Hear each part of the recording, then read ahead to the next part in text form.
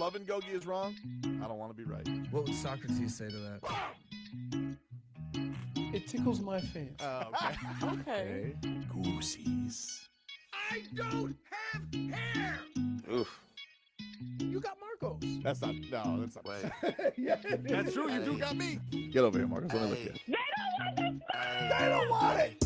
Tobin and Leroy, ready to deploy. Had to hit it with a little journalism, but that was a decoy. Better have about me, boy. Okay. Leroy and Tobin, hold to the show, man. Still in the stars with the show, and till then his half moon open. Sometimes go taste like a snowman. No proof, I'm a lie about a motive. No proof. Like I always wanted him, I never hated him, I never traded him, and if I did, I never ever traded him. You know what is a star? Like another city, the driver's side floor. Gucci a large, so many more. 10 in the more, never a bar. Ayy, 10 in the more, 2 to the P. Nothing to you, but it's something to me. Handsome as ever and cute as can be. You can watch us on YouTube and view it for free. Ayy, this one time for the Twitch. This one time for the text. This one time for the phone line. Whole time, what they gonna do next? You know, I just wish you guys would stop the quibbling. Morning, everybody. Tobin and Leroy here with you on a lovely, lovely Friday. We made it, everybody. It's Friday. Yeah. Goosies galore. When I went to therapy on Wednesday, I told her, see you on Monday. And she goes, what about Friday? So I'm glad Friday's finally here because I've been saying see you on Monday for the last 3 days. Wow. Because it seemed like a very long week for reasons I can't explain. So you did go today? Yep, this morning. All right. I go 3 times a week. How you feeling? How is the progression? You beating science? So here's the crazy thing. My wrist hurts, my elbow hurts, and my shoulder hurts from being not moving for a month. But my bicep feels great. Cool.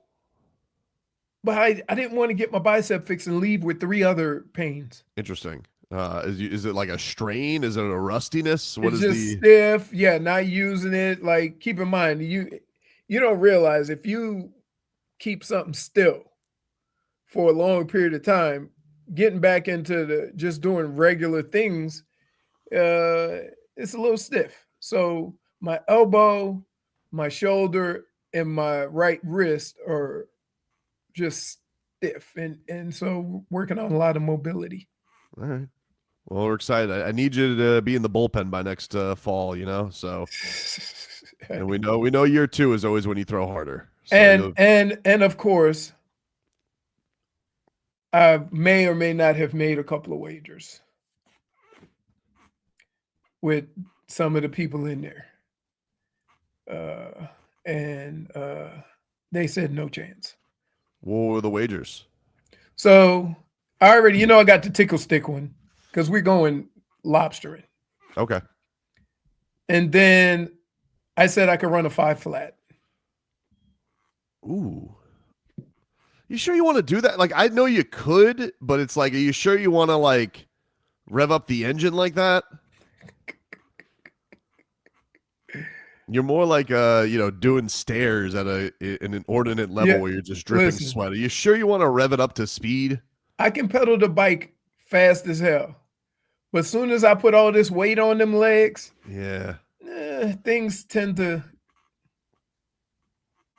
All right. I mean, good luck. I'll be there, for moral support. I think based on all my previous stuff, I think I'm just a golfer.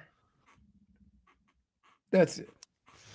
You may have some eligibility left the way that college sports is going because apparently everyone's leaving training camp to head back to college. Really? Oh, yeah. This has like become the latest thing. Have you seen this, Brittany? No, honestly, I have not.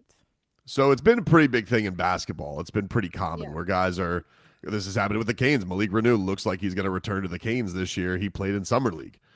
And it seems like a lot of players don't quite know the number of it, but it's been described as a few players have gone to teams and actually even told them to cut them because they want to just go. They got to go make college camp because these judges are just letting guys go back willy-nilly and giving them back some eligibility. You know whose fault this is, right? It's the NCAA's fault because when all these things with NIL and stuff like that were first coming out, they fought it like crazy. And then the players went through the courts. And once they go through the courts, and I guess California did it, so now all the other states have to follow with the NIL. Now you have no control over it, right? It's the same thing with all these other things. They're not going to the NCAA, they're going to the courts. And the courts are superseding what the NCAA does. And now all of a sudden, the NCAA has no power. Right. You could have had all the power in the world if you would have been proactive instead of reactive. And now that you're trying to institute rules after the fact, after everything is already out, nobody's listening to you. It's the NCAA's fault. We've also hit this weird part where like there's so much, there's been so many different rules on the medical stuff too, and COVID that have broke. I mean, like what the games. COVID did definitely throw a monkey wrench in it because guys were given eligibility and it just kind of went crazy. Listen, it's been screwed up a long time because, again, if I were, and I use this example because there was an Olympian that played for Colorado that lost his eligibility because he was taking money to train. Yeah. Right. Whereas, and get this, if you got drafted to play baseball, you can go and get paid to play baseball in the summer and then go to school and play football in the winter. It was always a weird loophole. Right. So how do you do it? It's just, there's no definitive rule. And so now guys are like, well, wait a minute. And so it's the NCAA's fault. They were never clear on why this was acceptable and other things weren't. And guys have gone to court to challenge these rulings when the NCAA is already done. Now they have no control. They have no control over college football whatsoever because all the things that are happening now, they fought and they lost. So they need to kind of I wouldn't be upset if they let's get the people from the universities, the agents that represent the players and the NCAA and get in a room and figure it out. This is a tweet from Andrew Brand. He said, I had heard from NFL scouts that NIL money was wiping out low rounds in the NFL draft. Low round NFL players make a bonus, but they have to make the team for salary. In college, they're not getting cut. Now, some to be cut NFL players are looking to get back to NIL. What a time. Now hearing a few players are going to their NFL teams and asked to be cut now instead of being cut in 2 weeks to go play college again. What a time this is. Right. Crazy. And guess what? College is going to see some of these guys and they're like, yeah, we'll give you some money. Yeah. A little looky-loo. Right. Exactly. Little something. I mean, the Canes have a 26-year-old linebacker. They had that 26-year-old tight end who had 8 years of eligibility because of all the medical stuff. Let's not even talk about the punter that had a wife and kids and a business on the side. That's right. The Australian Lou Headley.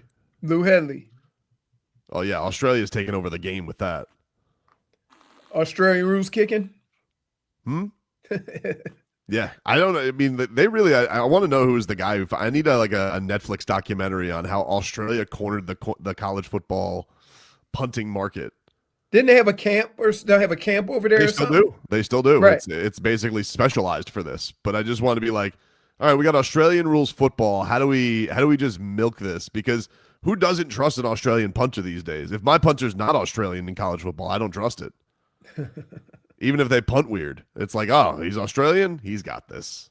My thing is, I love when Europeans or people from other countries come and they get a scholarship to a school and they don't realize where they're going to school because who is the Robert McIntyre, the English golfer? Sounds familiar. Right. No, he sounds like an English golfer. So he ended up going to McNeese State. McNeese State is a black school in Louisiana. Yeah, they had the kid with the boombox, right? Didn't they have the intangible kid who let his team out? That might have been it. Yeah, the manager McNeese State. Right. That's what they won. They won. Did they go to the Sweet 16 recently, or they won? They had a huge upset in the first round, and that kid was beloved. So yeah, he ended up going to McNeese State, And That's I'm like, hilarious. how would you end up there? And clearly he did not know, right? He didn't know. He just got offered a scholarship. He's like, great. I think that's what happens with a lot of the Swedish people at Barry when they go to the Right. golf team. They They're just like, would say, ooh, scholarship. Scholarship, Miami, in. And they're like, what? Welcome to Miami Shores, friends. Go Bucks. Headlines, those are brought to you by Doral Kia. At a Domino's game, you'll always find your abuelito, and whenever you want a low price, you save with your Pricito. Save now with your Pricito at Doral Kia. The Marlins are back in action tonight. They take on the Washington Nationals at 7:10. Ryan Gusto on the hill. Marlins looking to bounce back off getting swept by the Phillies. They have been much better at home, so hopefully they can start clawing their way back because September will be here soon. Yeah. What do they got? Like 2 weeks to keep our interest? Yeah. It's unfortunate. That sounds about right. It's did a good job of it. unfortunate. No, it's not unfortunate. Look, if they have a very closely contested September, we're in. But if they're 7 games back, it's going to be tough. And keep in mind, here's the thing that we all know what we're expecting from the Dolphins. So that does make it, Sure. a little bit, like, yeah, please, Marlins, please. The Dolphins, they got their second preseason game tomorrow at 4:00. Game day, uncensored. Gets going at 2. So tune into that, everybody. I'll give you a weather update that's brought to you by Tornado Roofing and Contracting. Beat the storm. Schedule your free roof and window estimate today. Call 954-968-8155. 87 degrees with a high of 92 today. Heat advisory. Maybe some rain later on. Typical day. Feels like 91 right now. Did it rain yesterday? Because I almost got thunder too, and it didn't rain. I got dumped on yesterday, dude, because I dropped off my son at jiu-jitsu. Then I had to take the girls to the mall. I was like Ubering all over town. And like literally as I was walking out of the mall to go get my son from jiu-jitsu, skies opened up. And you know how the girls are like, see you, dude. Go get us the car. So I had to go face that one alone. And in the meanwhile, there was a sale on towels at JCPenney. So I'm sitting here with like 6 towels. They all get soaked because it's dumping rain. And then this dude nearly hits me with his car. And, it was a whole ordeal. And then, of course, it stops raining as soon as I get in the car. Of course. It's just how it is down here. I mean, it's like once you get soaked, right? Yeah. Once damage was done, Brittany. Right. Once you get soaked, then the rain always seems to stop. But if you wait thinking that, yeah, I'm going to wait it out because every time I do this, it stops raining as soon as I get soaked, then it rains for another 40 minutes. Handsome Daffy just goes, JCPenney's are still around? At least at the Wellington Mall there is. No, they're still everywhere. Great sale on towels. They were like $4 a piece. I was like, oh, that's a deal. When you see a deal, that's a deal. Karen says the guy who tried to hit Tobin was probably Schmeathan. Yeah, pretty much. I only feel like Schmeathan wants to wish you to go to hell. I don't think he actually wants to send you to hell, but I could be wrong. All right, we'll take a break. We come back. Miami Dolphins, second preseason game tomorrow, and possibly an update on their week 1 matchup as well. We'll get into that coming up next.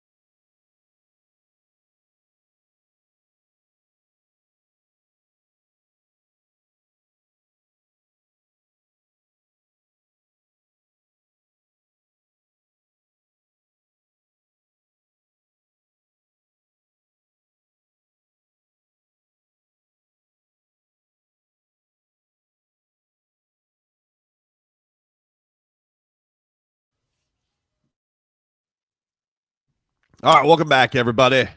Tobin and Leroy here with you on FM 104.3 WQAM. Take you guys up until 2 here on the program. Brittney here today producing on this lovely Friday. We'll play a little Tickle My Fancy coming on up later on in the show. Also want to let you guys know Taste of the Track is returning to Gulfstream Park on August 29th with the Taste of Havana. And we got your chance for you to win a 4-pack of tickets to go. You can enter now at the contest page at WQAM.com. Check that on out, everybody. Yesterday, Fernando Mendoza, he got a little playing time. He threw a pick 6. But it does appear that Clint Kubiak is not ready to wave the white flag on him possibly starting. At least it's the way he's making it sound. But this was adorable Fernando Mendoza yesterday doing his interview with Monday Night Football. And please tell Mr. Buck I say hello. Oh, we love it. There you go. What about Mr. Aikman? Oh, of course. I mean, he's a legend, you know. I think Mr. Buck needs some more love because, I mean, Mr. Aikman's already, you know. Well said, Fernando. You nailed it. Thank you. God bless. Back to you guys. See, there it is. Back to Mr. Buck. That's the stuff. I mean, he is unique. And, I'll take that. We'll take the love from Fernando Mendoza. And he says all the right things. Sometimes it's very vanilla. But boy, does he think he represents himself really, really well. What a refreshing personality he is. Yeah. I don't know why people get so shocked and surprised at somebody that's just being who they are. Like, if you go at any point during his college career, he's been the same dude. It's not a Fernando problem. It's a us problem. If we look at this and go, oh my goodness, he's so genuine and he's this. He's being him. People are suspicious of the nice. Of course. But here's and also, who wants to say hi to Joe Buck instead of Troy Aikman? It is Troy Aikman. I would also say that I would stick to my guns with him. Big picture, right? For all the people that think that, oh, he looks good enough to play, just throw him out there. Well, the coaches know. And there's no rush. Where are you going now? The only thing that could happen by playing a quarterback too soon is that his head gets scrambled and now you're playing catch up because he hasn't gotten to a certain point yet. Right? Like, people think it was great to see Shedeur play last year, but without him being able to read defenses and him just running around, how is that better for the Browns organization? It wasn't. So to sit here and think, and then when you actually think about it, some of your more consistent quarterbacks all sat for a period of time. Some do. Most number ones now are going out there and they're playing. Like, listen, Cam Ward took his lumps last year, and it was rough. It was a rough go of it for him. Right, but you also understand that I would say some quarterbacks can handle it. Cam Ward seems like he has it all together to the point where he can go through something like this and still, right? But that's something you got to absolutely know before you go that route. I mean, he physically looks like he can handle it.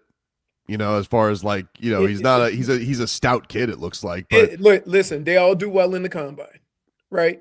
In the train motions to show how they could drop back, how they can do these things.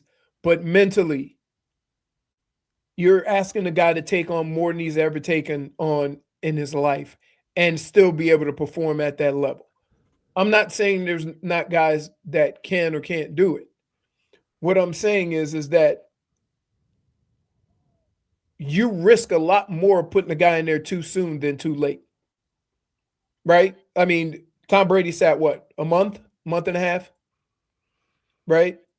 Aaron Rodgers sat for 3 years. So, like, we have to, but then you have like the Troy Aikmans of the world who, by the way, let's also understand that you cannot be an athlete or a quarterback in the NFL and have the rookie years that Troy Aikman had and that Peyton Manning had, and everybody go, okay, he has to go through his lumps. That doesn't happen today. Very doubtful. Like, Right. I So think, so understand what you're risking.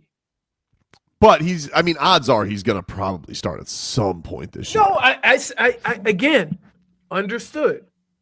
But guess what? If you look at all the success and who's struggling in the NFL, the guys who seem to be having a longer run are the guys that sat for a period of time. Whether it's a year, a month, or whatever. I mean, the new guys who are like dazzling right now. I mean, Caleb Williams started right away. He started right away. They had absolutely no one though, right? Well, yeah, and he wasn't very good. Right. He wasn't Right. very good. But CJ Stroud was good thing. right out the gate, and now he's not good. It happened in Chicago, right? That's the other thing. When you look at, like, they probably should have been more patient with Tua. When you look at, let's see, Stroud.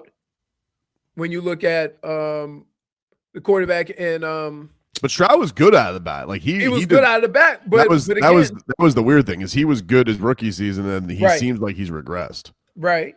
When you look at Carolina, he seems to be turning it around. What did they give Drake May? They gave him did he start I think he probably missed 4 games to start his rookie year? Yeah, he started 4 games and then he was in. So bad they just threw him in. Yeah. But Understand. Who wants to see Bailey's happy? You have to be honest with the organization has to be honest with itself, right? Like for these people to just say on TV, just throw him in there, let him take his lumps. More quarterbacks get ruined that way. Well, they have probably the most steady backup for him because even with Cam last year, I mean, they had Will Levis behind him. He right, stinks. which he probably beat him out, which is going to be tough to have a guy you actually beat out backing you up because they're going to be even more inclined to let you take your lumps. But yeah, there's I just think that we're sitting here with these rules that are just made up that okay, I have the same information as all the people that are saying just let him take his lumps. So do they not have more proof that a more established quarterback and some of the more established quarterbacks in the league did sit for a period of time, whatever that period of time is? Do they not have that same information? But yet it's a mix. I don't think you could say it's every established quarterback because right now, look at Jackson. I mean, it's usually a few games. It feels like is kind of. I'm not saying it has to be a year or 2 years. I'm not saying it's Aaron Rodgers or the quarterback in Green Bay. I'm not saying that's a unique situation, right? That 2 or 3 years. Usually teams don't have that patience. Or more importantly, they don't draft a quarterback that, like that. I would say, look at Patrick Mahomes. Patrick Mahomes, did he sit a whole year? Or I think he got a game at the end of the year. But yeah, it was Alex Smith. Right. It was Alex Smith. But other guys, were either, they've moved around. Bo Nix started right away right now. Right. So I think this kind of younger crop, there's a lot of guys who did get right in there. Right. And make things happen. But I think with Fernando, with Tom Brady around the organization, and he's really been pretty passionate about it, it probably leans towards he's not going to start against the Dolphins. Yeah. But I don't know. Maybe Kirk Cousins, they're just hey, he's too old. Is there anybody that understands what sitting out a few games and what they learned sitting out more than Tom Brady? No, he definitely would. He would have the input on that for sure. Okay. And now if you have arguably the best quarterback to ever play the game and him not even flinching on that, you think there has to be some importance to it?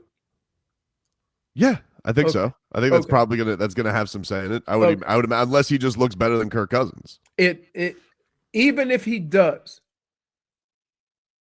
the job here is not to make sure he's ready for this season, but maybe the 7 to 10 seasons after.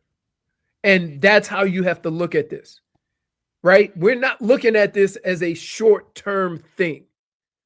We're looking at this as a long-term thing. What happened to in Dallas when he came in when Tony Romo got hurt and then he just basically kept the job? Different situation. Yeah, different situation with Tom Brady. You got to look at it different from a guy who is a number one pick, like a number one pick, or a guy. It doesn't change the qualifications of doing the job, though. It changes it a little bit. I think it does. The idea that a guy is, is going to be looked upon. First of all, it's usually that's like going to be looked upon as the cream of the crop of the draft. So he should be more ready theoretically than a third rounder. So I do think that changes. Then a third rounder, yes, but there's still some development that has to happen. There's certain things that are just a little bit different in how you have to do things, right? And so they have a veteran quarterback in there that can assist with that, to where he can watch and learn how to be a professional.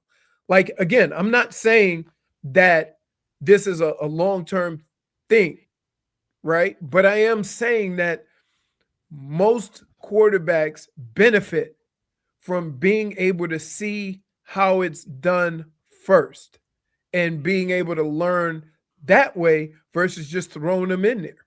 Josh Hart, like, everybody mentally can't handle failure. That's true. And so you without even knowing, you throw a guy in there and then he's had more failure in his first 3 games than he's had in his whole career. Like, well, he seems like a guy that, going from a no recruit guy to transferring colleges. I could see him having the makeup to do that. Yeah, like, again, I could see it too. Josh says, does Mendoza have a heel version of him? No, he said the Vegas Strip is a haunted house. He's treating it like the haunted house in the neighborhood. I don't think there is a heel version. I think he has his milk and cookies to go to bed and has protein shakes for breakfast. We'll take a break. More to come here on the show. We're back after this. The Tobin and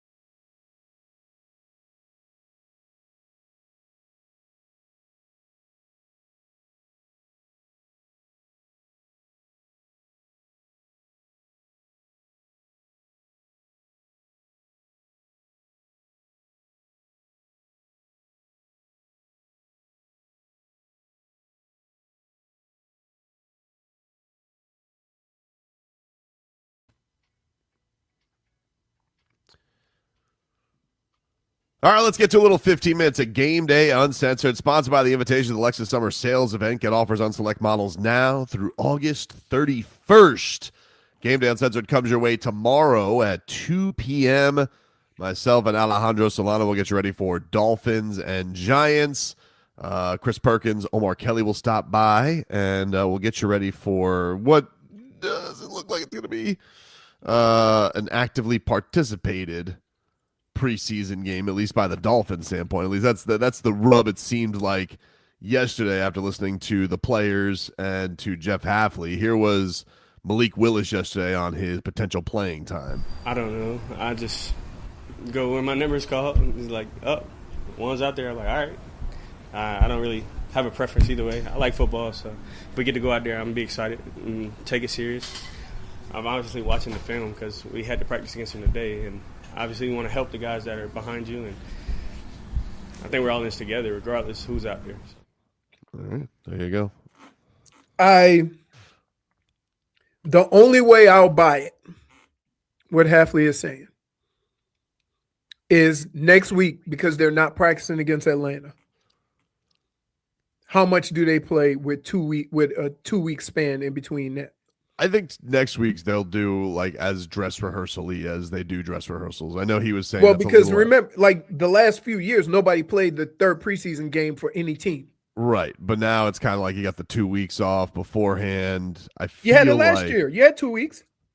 Yeah, but you had a quarterback who's made of porcelain.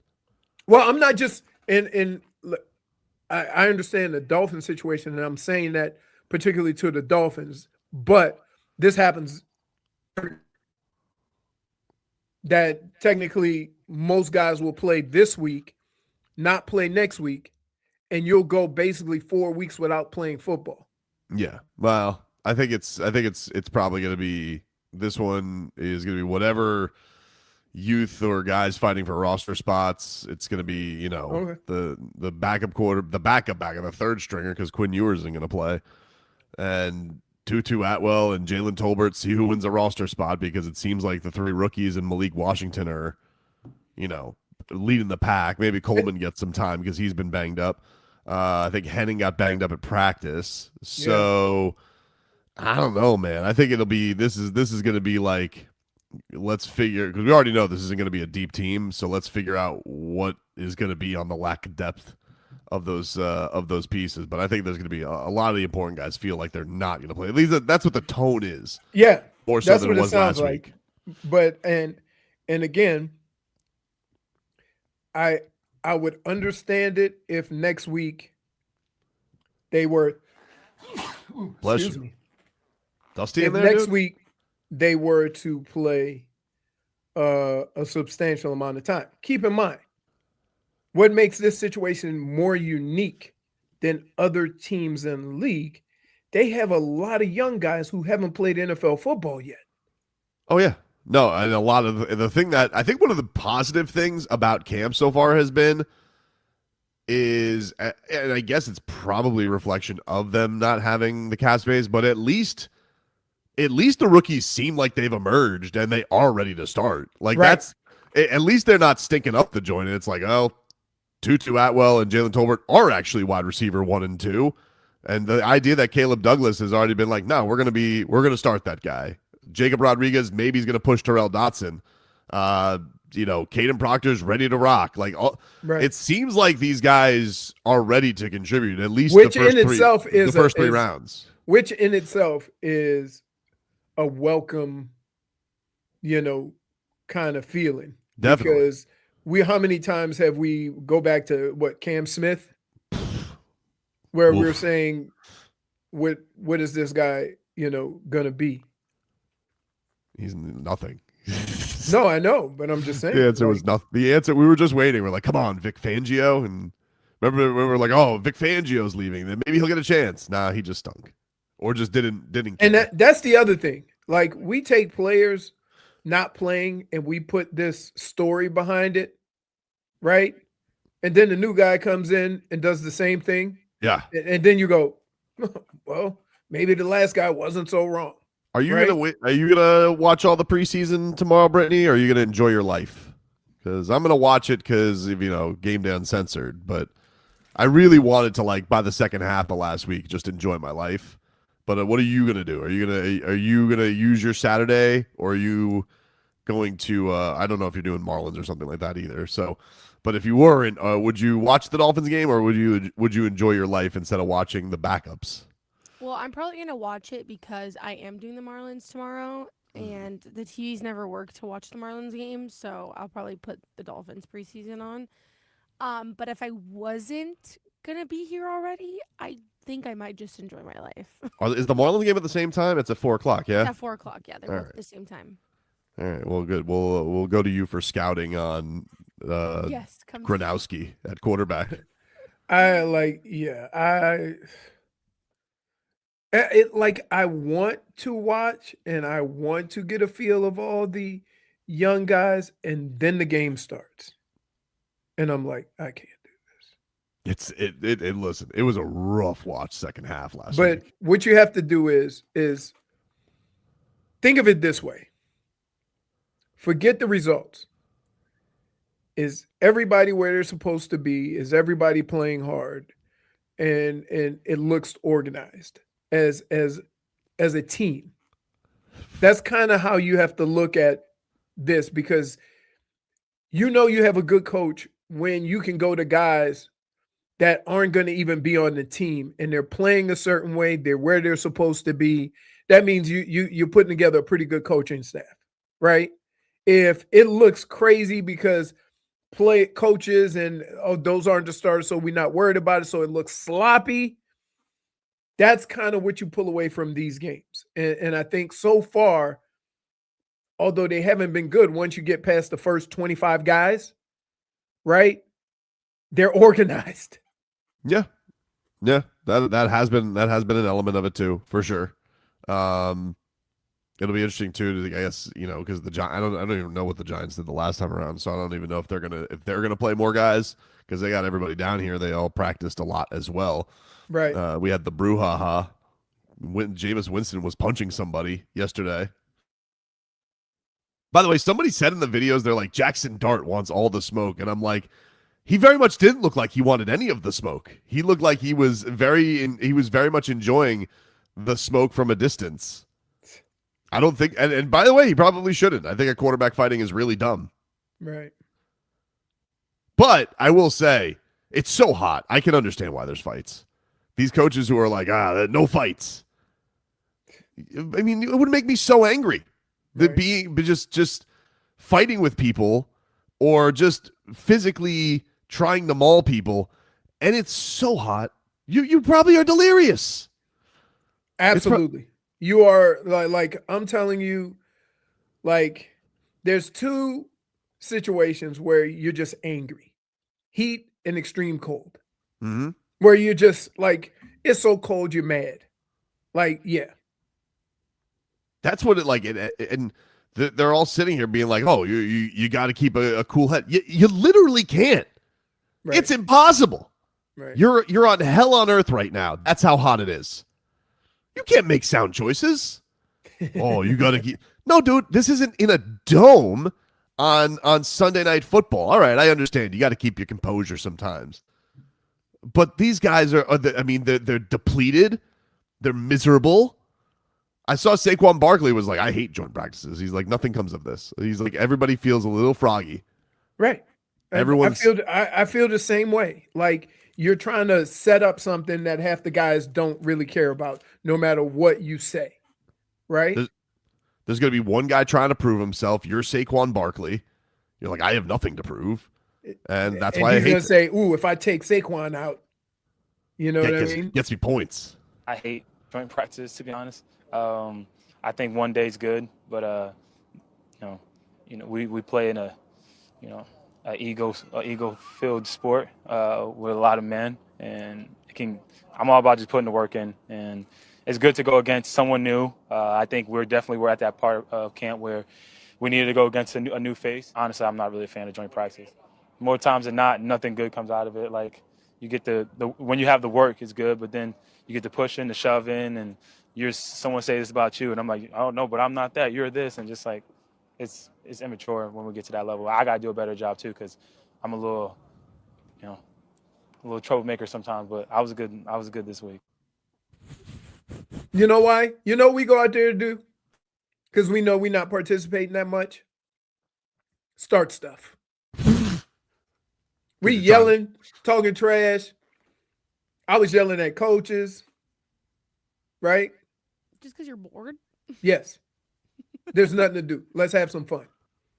Right? So and that's what you do. You're instigating? Yeah. Oh, of course. But from the sidelines or on the field? No, you like the thing is that when the offense is on the field, you have the ones and twos. The ones are in the huddle, the twos are behind, and then all of the rest of the offense is just standing behind the huddle.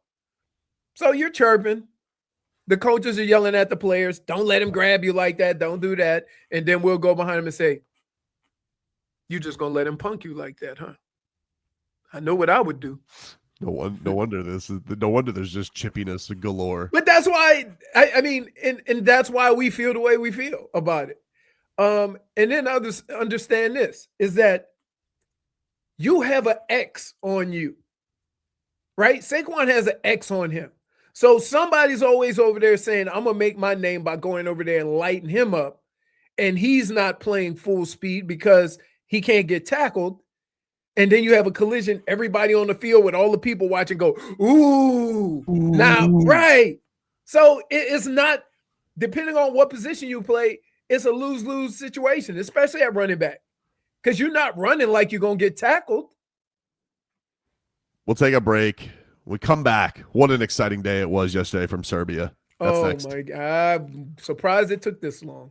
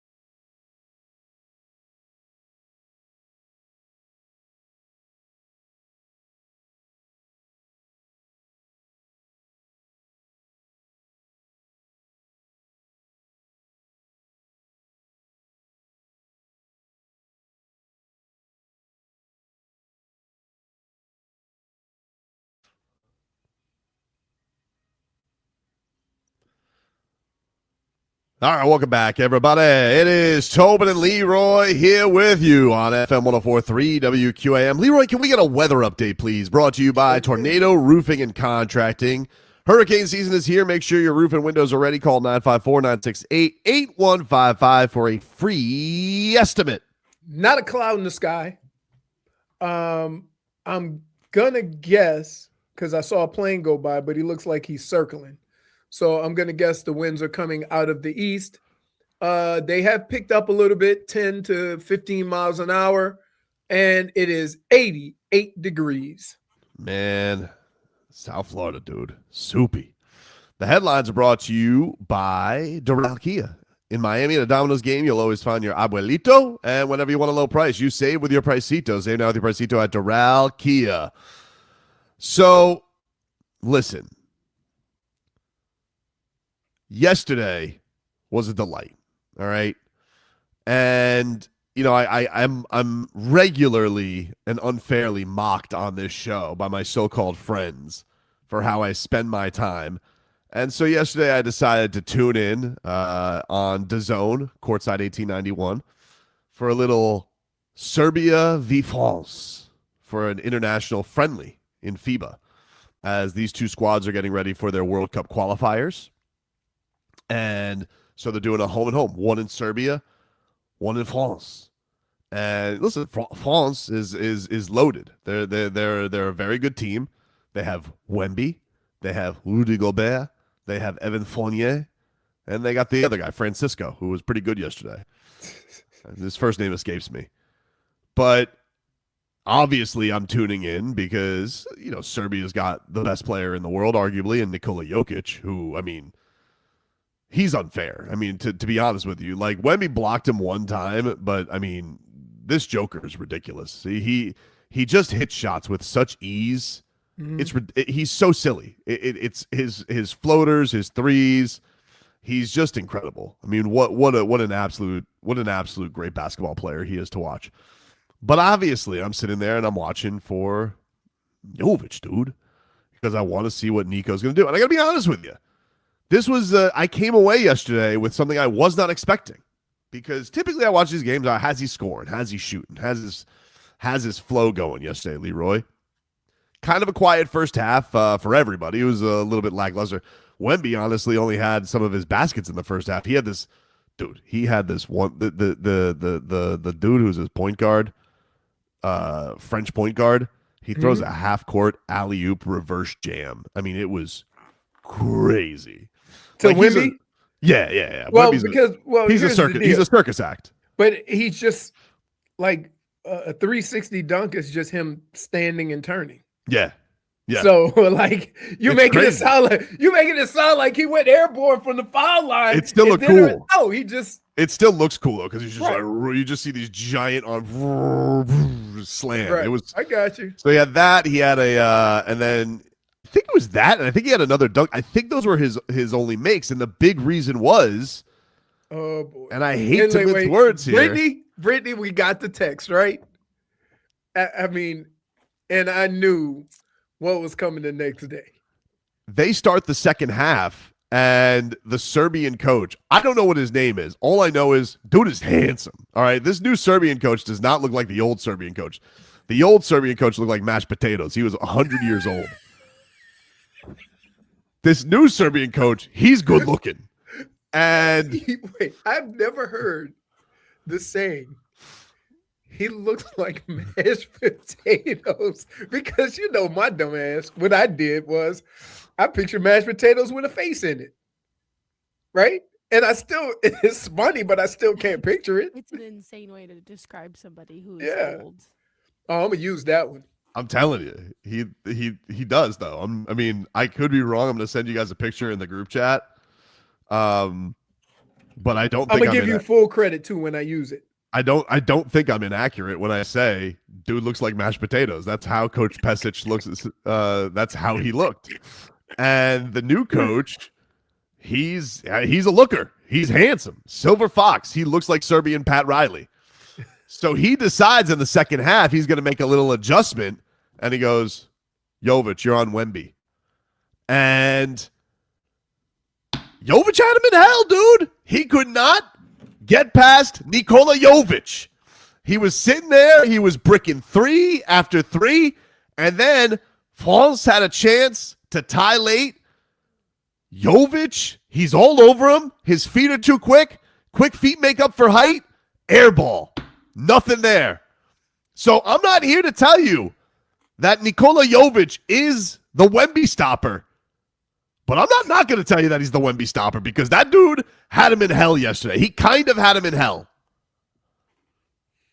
So we may be looking upon here two-way Nico is all of a sudden an offensive stopper. Now, is that because he's the only guy under 35 years old on Team Serbia, and so they need somebody of youth to guard the toughest guy? I don't know why. I don't know why they made that decision. You said kind of. That makes me nervous. Doesn't make me believe you very much. Ntilikina looks, Brittany, he looks like he is smoking cigarettes in the huddle. The backup center for Serbia. And then Nico looks so young. He looks like a baby. I'm sure. Still, it's a sight to He is. He's still the youngest guy. He's been on the team for 4 years, and he's still the youngest guy on Serbia. I think they have one new young guy who's like, I was like, oh, look, another young guy. He never plays, though. But, dude, I don't know what to tell you. Alleged best player in the world or one of the best players in the world, Wembanyama, he couldn't do anything with Nico. And by the way, you want to know how he really had him in hell? This is how I know Nico had him troubled. He's blaming after the game the ball. Victor Wembanyama's like, oh, the ball is different than the NBA. Oh, I'm sorry, Vic. Did I miss you in the last Olympics? Because I'm pretty sure you played. It sounded like he was cranking up the excuse machine. And I don't know. I don't know much about monks, but I'm pretty sure they don't make excuses. Wow. He looks like mashed. Yep. My man, non-mashed potatoes. He looked like he getting ready to do a GQ spread. Oh yeah, I told you that guy's good looking, right? Oh, the non-mashed potato. I haven't seen him. Jennifer just sent she just sent handsome coach, and I don't even think those do him justice because he's more Silver Fox now. He's got like the whole thing working. Can I pronounce his name? No, way too many. Say it again. Dusan is the only thing I could think of for the first one. Yeah, I can't say it either. What's the accent on the S is a problem. Yeah, that's why I didn't even. I think that's douche. I think that's a sh sound. I think it's Dushan. Dushin. Alipinve. No. He needs to be a fighter. If it's not a fighter, I can't do it. Just call him handsome Serbian coach. Jennifer says he's aight. Expert on looks, has said he's all right. Yeah, she said he's aight. Ah, she's crazy. That's a good looking coach. Especially if you compare him to old mashed potatoes. Yeah, I was gonna say when you make the when you say the previous coach looked like mashed potatoes, then of course he looks like a GQ model. Yeah, Coach Pesic looked like mashed potatoes. That's all I'm saying. But look, I didn't expect to go in there. I was like, I'm going to see Jović hit a few threes. I don't even think he took. I think maybe he took 1 3. Right. He had 10 points. Still gets to the free throw line a ton there. But yeah, the bigger thing was, dude had to guard Wemby, and Wemby played terrible. You're welcome. People say make miss. Listen, I see DBs after a quarterback has an inaccurate throw. They go like this. Whoop. They throw up the incomplete sign. So I'm saying it's a good defense day for me. That's what I'm saying. Some may call it a bad shooting night. I'm saying Jović had him in hell. That's me. Had a great time. Can't wait for Sunday. Right back at it. The rematch. Because Wembanyama is coming back after it. And right now he's in a funk. From the finals to now, he just can't get his head right. You know why it's summer? How serious do you think Wemby is right now about basketball? Well, Joker looked like he was taking it serious. If Joker can take it serious and he's done all he's done, Wemby can't take it serious. Joker doesn't. The whole game? Yeah, he played. They played a good amount. I think they reserved some minutes, but they played. They played. It's not like it wasn't like maintenance. Rudy Gobert didn't play that much, but he kind of stinks. Like, it's weird when he plays for France. He's not very good. It's very strange. It's not like when he plays for his NBA team. His NBA team, he knows his role. I think in France, they're like, hey, Rudy, too much. You're still Rudy Gobert.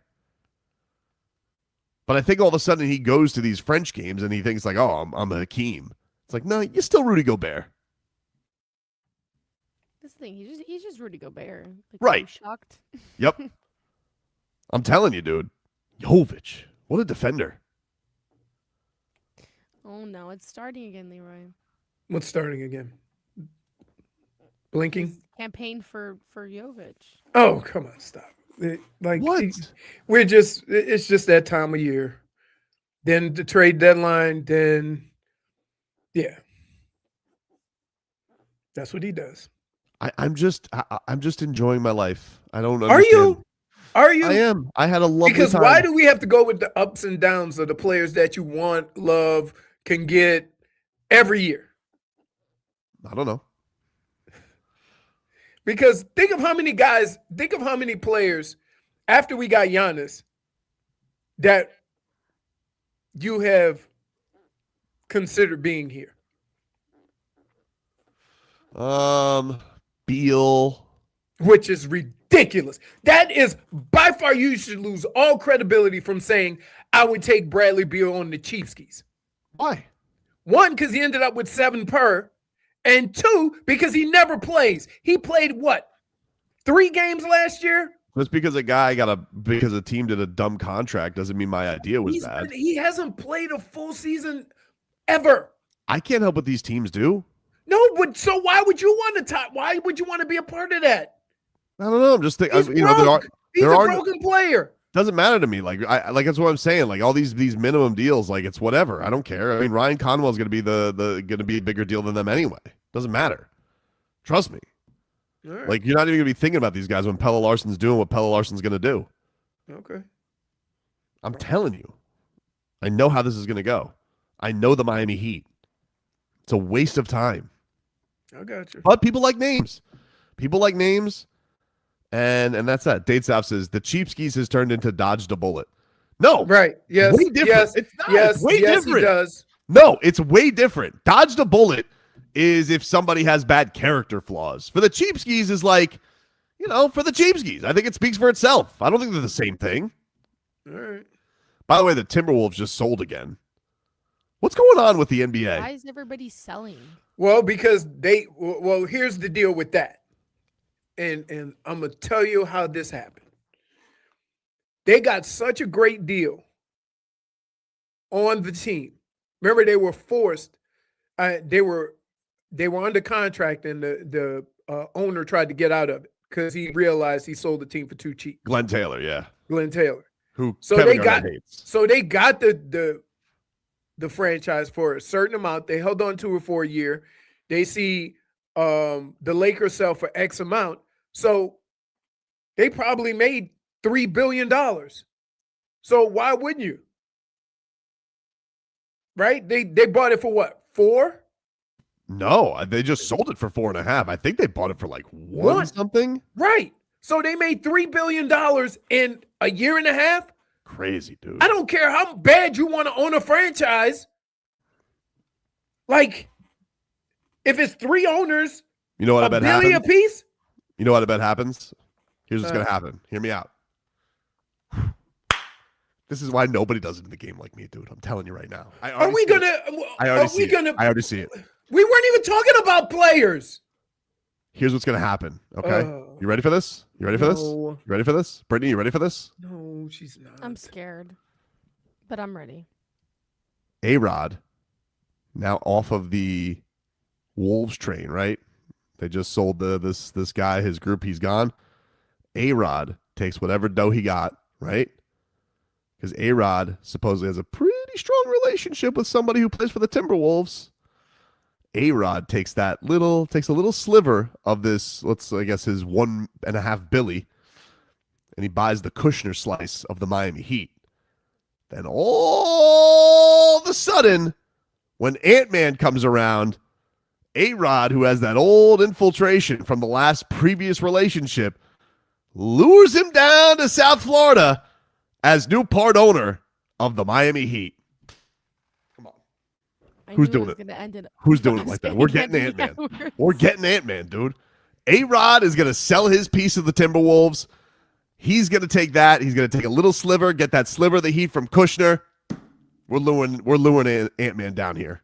This is such a stretch. It's not a stretch. It's not a stretch. It's not a stretch. What makes you think that he wants to sell his stake in the Timberwolves? I don't know. Exactly. You don't even know. SDI says A-Rod didn't sell his part. He bought more. Doesn't matter. Ant-Man doesn't even like him anymore. Oh, so he bought more. So he bought more of it. That's what's going on. So does he take his money that he gets from the sale and just flip it into more ownership? I guess so. I don't know. Alex Rodriguez. Oh my goodness, dude! What? Your stories? What? I'm just having fun, baby. We're having fun. Jović locked up Wemby. It's all happening for us. Let's see. American business leader Mark Stad completed a deal to become the controlling owner, largest shareholder of the Minnesota Timberwolves. He had been a significant minority investor in the Timberwolves and links onto the group of Laura and Alex Rodriguez. Sources say transfer of ownership from the Stad family and Laura developed months after the conversation. Rodriguez and Laura continue to work together to maintain the Timberwolves and Lynx leadership structures. Stad's wife, Ella Stad, will serve as the Timberwolves governor. Rodriguez will continue to serve as co-owner of both the Timberwolves and Lynx. Okay, so he's sticking around. All right, so that whole story that you threw out there the first time? This is what's going to happen. All of this uncertainty that's going on with the Timberwolves right now, you can't trust that. If you need a stable organization, if you're Anthony Edwards, all this change that's going on, he's already got enough chaos going on in his life. He needs a steady organization and a great tandem to work with, like Giannis and Bam. It's all happening for us. That franchise would be worth $6 or $7 billion in 3 years. The Timberwolves? Yeah. Not if he's there. Not if he's not there. If Ant, but you keep Ant, you keep competing. Yeah. Unless LaMelo drives him out insane this year and he's ready to leave. You know what? That's more of a problem. LaMelo does have some of the same tendencies as, say, a Russell Westbrook, whereas there's a lot of guys that love him as a teammate, but he frustrates the hell out of them. Yep. But I also could see them like hanging out on the weekends, you know? I feel like they get into the same kind of stuff. Dade South says that Giannis hasn't even taken a dribble yet. And what does that have to do with anything? He's already talking about the next player. What's wrong with what's welcome to my world? Oh, okay. Let me get this straight. No, I'm a bad guy. No. Let me get this straight. I'm a bad guy. No, I'm a bad guy because I'm talking about Anthony Edwards joining Giannis and Bam, or Steph Curry joining Giannis and Bam. I'm a bad guy, and because all because I'm in a good mood because Nikola Jović kind of had Wemby in hell. So let me ask you a question. What do you think it would cost to get Steph here? Well, it depends. See now, so here's going to come up with financial terms that fit him. Well, and that's the problem. No. Hold on. Okay. I'm only going off what their GM said. Mike Dunleavy said if he ever requested a trade, we would do right by him. That's what he said. First, he signs the extension, then ask for the trade. Perhaps. I mean, that's what I would do if I was Steph Curry. Let's keep it real. They're in a business. They're in a profession. They want to make as much money as possible. Mm-hmm. So would you please stop saying guys will play for the cheapskates to fit what you want? I never said so that. So think Steph is going to come with a $60 or $70 million price tag. How are you going to get Steph to the Miami Heat with a $60, $70 million price tags attached to him? You could do it this year. You have the salaries to do it. If you traded Andrew Wiggins, Nikola Jović, and either Bobby Portis or Davion Mitchell, the money could work. They want Bobby Portis. Okay, then trade Davion Mitchell. I'm just telling you, it's financially possible for $60 million. And so then your lack of depth becomes even thinner? It's not that lack of depth because you still got Pella Larson. In this case, you won't keep Bobby Portis. We still got Bobby Portis. Okay. We have Ryan Conwell. Okay. Who's going to be amazing. We have Myron That's Gardner. just sort of to fit your what you want to do. I'm just telling you, this is how it's going to work. We're going to have. So you think what's his name? Ryan Conwell? Yep. You think he's going to be good? What? If Adam Simon drafted him in the second round, you cooked. That's how it is. All right. They've literally had one miss in the second round in the history, and it was KZ Okpala because his knee got butchered. Okay. All right. I think he had that Victor Oladipo surgeon. Oh. No, he can't straighten his leg. Let me tell you something. If Adam Simon drafts somebody in the second round, you're gold. Ryan Conwell's going to be gold, dude. All right. He's going to be all gold. Right. All right. All right. I'm just telling you that a lot of your side stories are placed and put in place so that your main story can get traction. No. You asked me a question. I gave you the logistics of making it happen. If you want to sit here and you want to play the death machine, then grab a scuba tank, dude. But I'm going to sit here with a snorkel mask, currently happy. Because let me tell you something. Steph Curry, Giannis, and Bam on my favorite basketball team, you want to talk about tickle stick. I am tickled pink. Did I mention that Jović had Wemby in hell yesterday? The combination of his cold brew and Jović having Wemby in hell is really it's not the cold what's brew. Getting to us this morning. It's only half done. I asked for a small, but VIP. They gave me a medium anyway. They clearly don't know that. VIP with you. Yeah. That's like when I go to what is it? The wine and spirits place, right? And they ask me, "Do you have a membership?" I'm like, and admit that I'm alcoholic? No. I know they always try, and when I go to Cooper's Hawk, they always try and get you in the wine membership. Yeah, I'm like, no. I don't know. I do like that they have that chocolate wine though. Very good. Chocolate wine. Yeah, that's not wine, dude. Dude, it is. It is. It's so good. You know what? Can I just tell you, what? You have right now. The only thing that's missing is a brown paper bag. Why? you and D go be sitting on the beach, hitting it from the paper bag. Dude, I'm telling you, this chocolate wine. Chocolate wine. It's really so good. you do understand it can't be wine. No, it can. It absolutely can. You can infuse wine with different flavors. It's infused. Is it a port wine? Like a dessert wine? Sure. He has no idea. Oh my good, Brittney. Do you why do you do this, Brittney? I was asking. Do you not understand? He has no idea.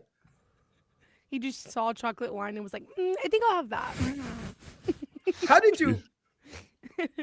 I'm gonna tell you what happened. You ready? Tell me if I'm wrong. You were in the store to get whatever the hell you were getting, probably some tequila, something like that. And you walked by a table and they had little samples. And you hit the sample and you're like, I'll take one. Nope. Is that not how it how happened? No, Nope. he went to Cooper's Hawk. I went to Cooper's Hawk, which is it's a very lovely place. It specializes in the variety of wines, and it's on the menu. And I was like, chocolate noir. That's what I am. You drank some Leroy. We'll take a break right after this. The Tobin and Leroy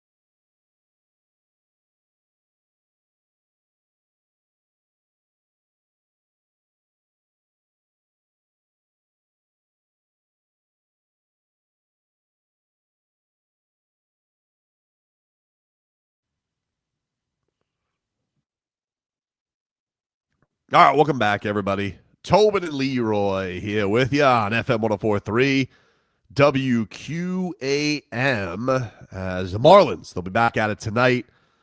Hey, listen, I don't mean to tell you guys what you don't already know, but don't lose. All right, this is not a series you can afford to lose 2 out of 3. Let alone get swept, because that seems what we're just doing left and right. You sweep, you get swept. You sweep, you get swept. Whatever happened to just winning and losing a series? Yeah, I know. This is crazy. The roller coaster ride we're experiencing with this team is brutal. Oh, it's been a bit much. And look, he also got guys banged. Otto Lopez has been playing through the finger thing. Joe Max got a shoulder. You lose Stowers to a hammy. Who knows if Max Meyer's coming back? You know, it may be that they're just running up a bit thin. Some of their big bullpen guys are starting to get knocked around a little bit. Max Meyer's still out. I know, dude. Where is he? He got that Terry Rozier neck. Now that we look back on it, was something really wrong with his neck, or maybe they were getting their stuff right? That's why I'm saying I don't think that maybe you should say that. It insinuates something different. Until I hear otherwise, I guess it was a neck injury. I did just see, I was reading some quotes about his co-defendant, the friend. Who, don't listen. Co-defendant my ass. That friend's snitching. Well, apparently he got his bond revoked, the judge, because he was tampering with witnesses. And the guy was the attorney was basically telling, it's just a rat cartoon. She goes, the judge is like, you don't think I know what a rat emoji means when you send it to somebody? So safe to say, the crazy thing about all of this is you find out who your friends are. If you got to send something like that to your friend, then he wasn't your friend to start off with. Oh, I don't think he was sending it to his friend. I think he was sending it to other people to not talk. I think he was, because I believe they have the same attorney, which is another thing that has been argued by the prosecution in this case.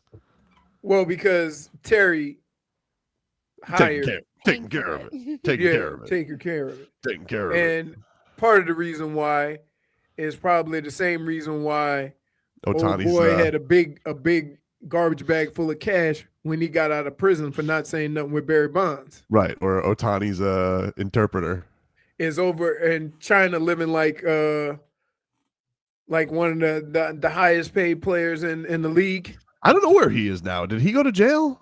I don't remember what happened to him. He's back in Japan or China. You sure? Yeah, they sent him home. Are you sure? Yeah. He might be right. I'm not saying that he's not right. I just didn't know. I thought he had to serve something. Where? I don't know. I mean, it was a crime over here. It was more of a league thing than a law thing, right? He's in federal prison. Oh, really? Yeah. Shohei Ohtani's 5 years. Oh, wow. Bank fraud, taxes to cover gambling debts. He took the blame for it because he took the fall. I'm sure, once he gets out after those 5 years, he's gonna move back to Japan. He's gonna get federal's different though.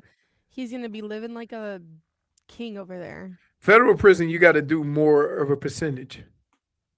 Yeah, you don't get out early. No, I think you got to do what 95%, 90%. Really? Yeah. Yeesh. I can't imagine there's a huge Japanese population to translate for in jail either. Not zero. I wonder how many times he said no speak English. Maybe. Has he got? Well, it's federal prison, so that's a little bit different. He does speak English. He's like, I know. You're like, wait, that doesn't mean I know a bunch of people that speak English, but always say I don't speak English. It's a default if you don't want to do something. Yeah, if you don't want to deal with people. Oh, I've done that before. Okay, then why? Then why did you question me? I'm just saying you guys are acting like he doesn't speak No, English. I'm not at all. Interpreter. I know damn well he speaks English. I'm just job. saying, I bet you he's saying it so you don't have to deal with people. Shohei's I like, don't know hey, who he is. I'm sure. 5 years is nothing, baby. You're I gonna live got like you. a king. You're gonna live like a king, baby. I'm more than sure he says, now look, let's be clear. I'm only making like $2 million now. Right. By the time you get out, some of that money will kick in. He's gonna say, make sure you Plus, that's replace- not common. He made a boatload of money before he even got here. Oh, I think he makes more in endorsements Right. than like anybody. He's like that's the Because it's worldwide. It's worldwide. It's not just here. Dude, yeah, it's insane. It's insane. And not to mention they got like, he's not even the only Japanese guy they got on the team. Like their marketing over there is insane. Right. And meanwhile, their owner's like, I gotta sell this to get off of fraud charges. I'm trying to figure out how much money does he have to pay? Because the stuff that he sold so far, like think about it. He made $3 billion with the Lakers. Yep. In a year. Yep. I don't know how much money he makes selling the Dodgers. He's trying to sell the television stuff, right? He's trying to sell the it off media. yeah, he's trying to get a lump sum so they can get out of their deal. Right. And then I think he owns part of Chelsea, the football club. How could you go that much in debt? I think what people are saying is that he basically used people's insurance money to buy these franchises because that's his money. And there's illegalities in that. Oh yeah. So he's trying to get the money to put back. Yeah. It was that much money? I think he was. Oh my goodness. Dude. Man. That's on a different level right there. I know, dude. It's crazy. Hope nobody gets sick. Like, geez. We'll take a break. Well, come on. If he's taking all the money and buying franchises. Oh, he's right. He's right, though. Oh my God. We'll take a break. More to come here on the show. We'll tickle Leroy's fancy next.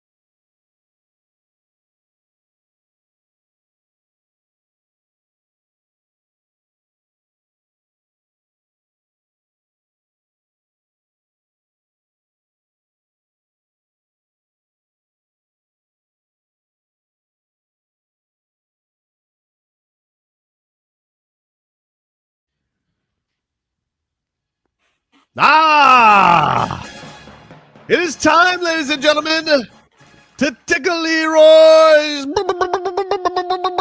bouncer. Are you ready, Leroy? I am. Tonight at 7 o'clock, Jets, Steelers, preseason action. Tickle your fancy? No. Really? Fancy, not tickled. Huh. Thought that one would have gotten you, dude. What about on ESPN? Carolina Panthers, Jacksonville Jaguars. Does that tickle your fancy? No. Why not, dude? You don't want to watch Kenny Carolina and Jacksonville is why. Haynes King. Carolina and Jacksonville is why. Didn't Jacksonville win like 14 games last year? No. You mean 13? Carolina? No, Carolina won like they won the division with a losing record. Jacksonville didn't win 14 games last year. I think they won 13. No. Yes, they did, dude. Jacksonville last season won 13 games. They were 13-4 last year. Wow. They ended the year on an 8-game win streak. Oh my goodness. That's crazy. We're talking about all these teams and what they're going to be, and we just let Jacksonville just slip. It's simply because of their coach. Yeah.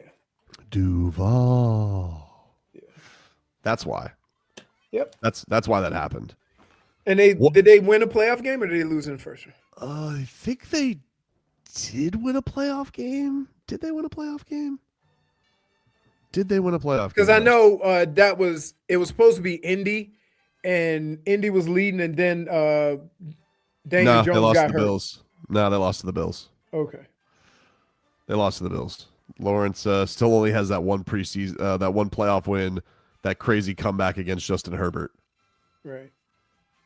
Justin Herbert, 0 playoff wins, dude. 0.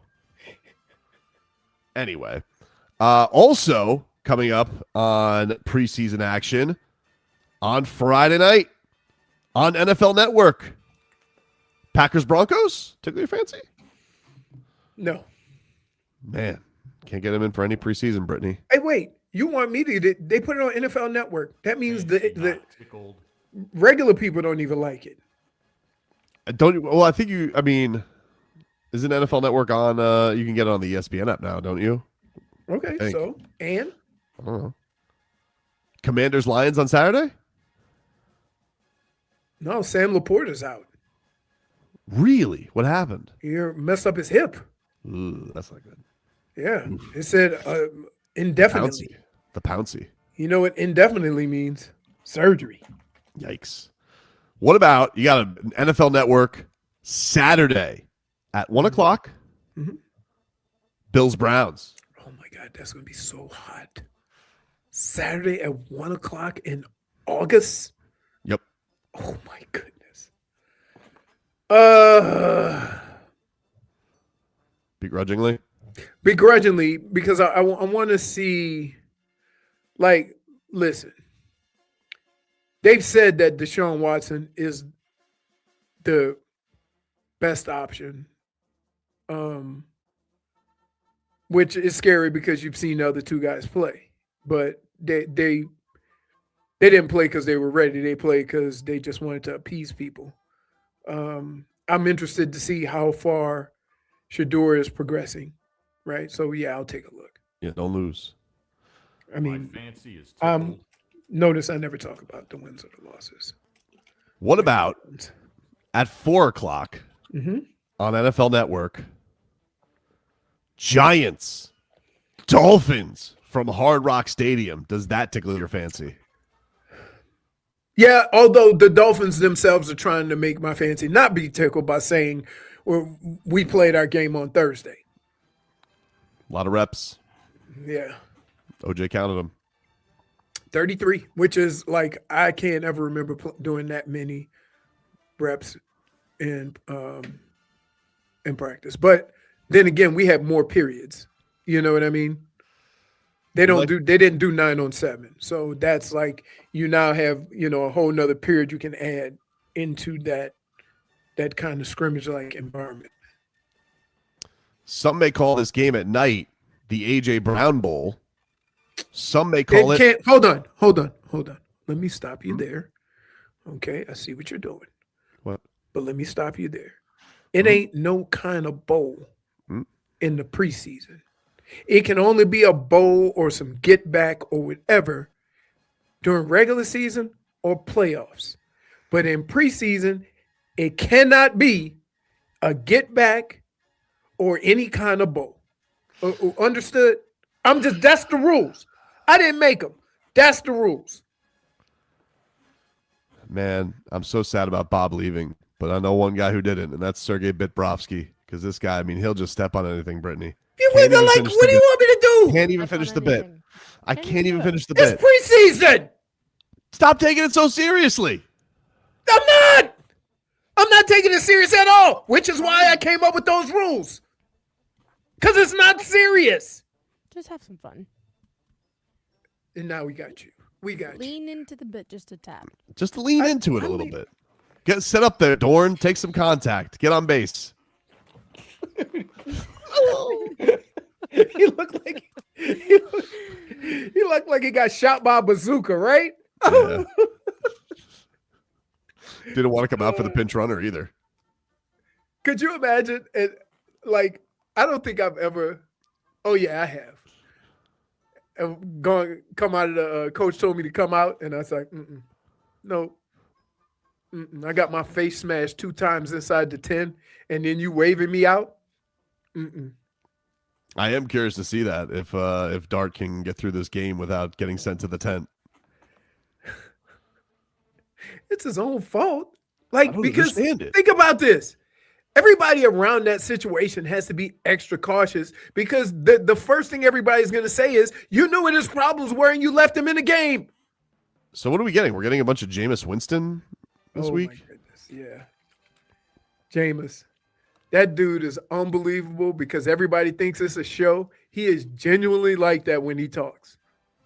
Jameis Winston. All the time. Their third string quarterback is Brandon Allen. I've heard that name. Where did he go to school? Arkansas. Yeah. Is that the big dude that could run? Remember they had a I know who you're talking about. What the is hell that or guy's that name? was before the quarterback that's there now? Yeah, no. I know who you're talking about. No, that's not him. Okay. You're thinking of the guy who went to he started with the Patriots. And people thought that he liked those big grains falling. No, Arkansas has no. Doesn't Arkansas have a black quarterback now? I don't know. They had Milrow, right? Or that was Alabama. That was Alabama had Milrow. Alabama had Milrow. Ryan Mallett. Is that who you're thinking of? No, he's 40 years old. He is now. Well, this guy's 33. He's not young. Okay, so it's a while ago. I'm yeah. All right. How old is Ryan Mallett? Talon Green? Maybe. Ryan Mallett is no longer with us. I forgot about that. Yeah. Oh no. He was one of the guys that got traded 4 picks. Like, didn't they send him away with and gave picks away? Yeah, did they? I don't remember that. Yeah. They might have. You might be right. Jeez, Smeathan. What did he say? Ryan Mallett isn't anything years old. He's dead. I apologize. Forgot that Ryan Mallett is no longer with us. All right. I just remember him as the most famous Arkansas QB I can remember of recent memory. After I couldn't remember his name, of course. I apologize. Anyway, that's Tickle My Fancy, everybody. Super awkward ending. I blame Leroy for ruining the bit. I didn't ruin the bit. You ruined the bit. I didn't ruin the bit. You ruined the bit. I had a beautiful Rossini Bowl joke, and you blew it. Thanks a lot, dude. I mean, thanks. But that's a lot different than saying was it Get Back Bowl or? That's why I was setting up the bit. I didn't know the bit. You didn't let him land the plane. You didn't let me finish the bit. That's why you're Bitbrovsky. I never know how long the bit's gonna be. If that was the end of the bit or we have more stuff. Like, okay, I apologize for blowing the bit because I didn't know you were going to go with the Rossini Bowl. Well, how can you have the Rossini Bowl? Because she was the one who was leaking all the stuff for the Eagles to get A.J. Brown. Oh, gotcha. Gotcha. It's fine. It doesn't matter. It doesn't matter anymore. But you didn't say that. You said AJ Brown ball. I couldn't because you cut me off immediately. That's why you're Sergei Bitbrovsky. You don't even understand how you're ruining the bits. That's what's beauty of it. You're so Bitbrovsky. You don't even let the puck get to the net. That means I'm good at my job. Of ruining bits, there's nobody better. You ain't scoring on me. Never.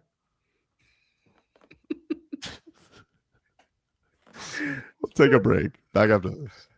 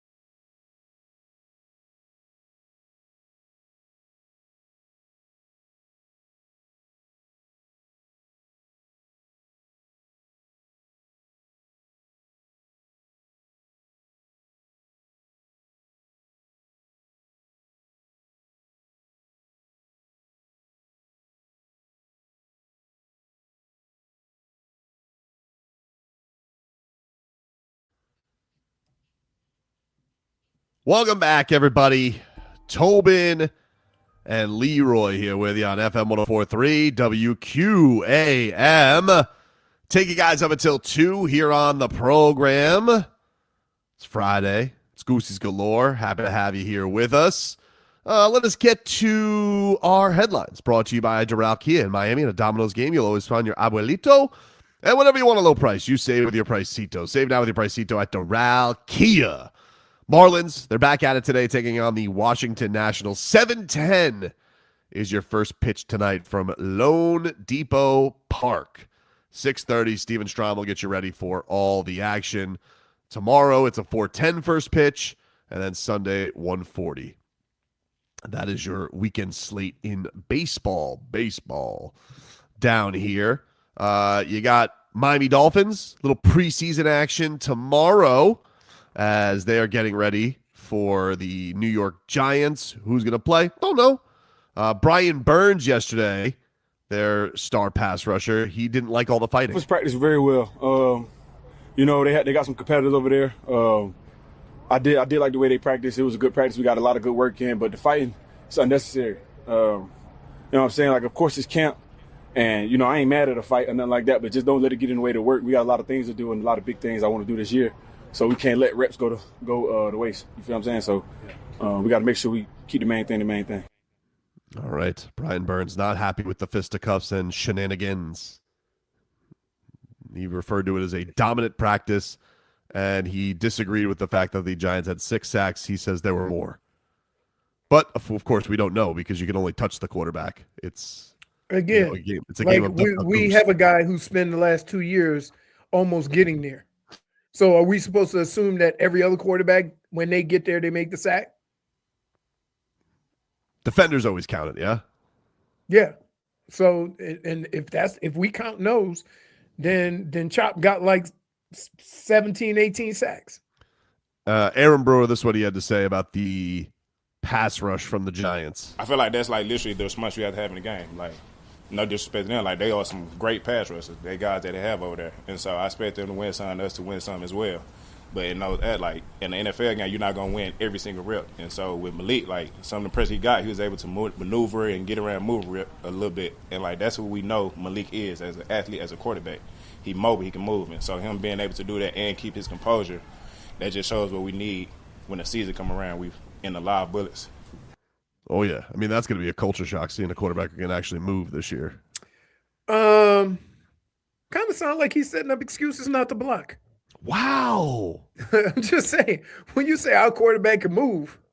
Interesting. Right? I didn't see that one coming. No, I know what he's saying. And this is the problem again. I'm going to say this over and over again. No matter how close you try to make these practices like the game, there's certain situations or circumstances that happen in a game that you just have to be ready for. One is a mobile quarterback. The other thing is we just assume when a guy comes up to tackle a running back, he gonna tackle him. But what happens in the beginning of the season? Nobody can tackle. So how are you going to sit here and tell me that it's like game reps? This is what Malik Willis had to say on the big day from the Giants defense. He said, it's just practice, baby. Just trying to make sure I have an outlet ready to go, or I can try to take advantage of it in some aspects with protection pickups. But we weren't game planning those guys, so it's not like going into a real game. So we would have a few better options on some plays where we kind of were stuck, and it's just like unfortunate, but it's practice, and that's why you do stuff. That's not what everybody writes, and I could say that you heard it from him. Like, you think if you have a guy who's getting dusted up on every play that they're not going to have some kind of slide protection going towards him if it's a game plan? Or if you can't, or you're going to have quicker passes or stuff like that, you're not going to drop back, 7-step, 5-step drop all the time. And in a practice, like, what's the difference for coaches? Because you want to evaluate that one-on-one of guys as opposed to making sure things operate smoothly. It's a little bit of both. So here's what happens. You send them the script, and then they send you a script.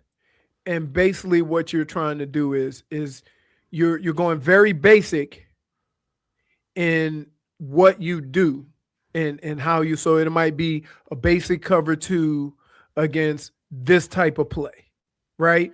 So there's no checks, there's no adjustments, there's no anything. Coach might say, hey, I want to see how my team reacts to this. Do this on this play.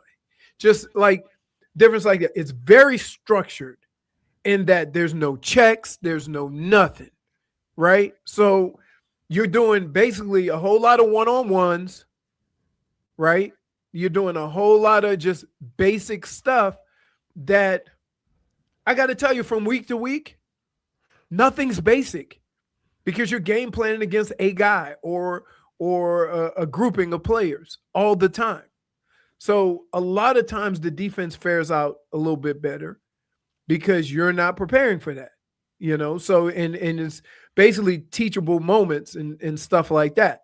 I get it, but then, like Malik said, like he ain't never gonna go into a huddle without an option, right?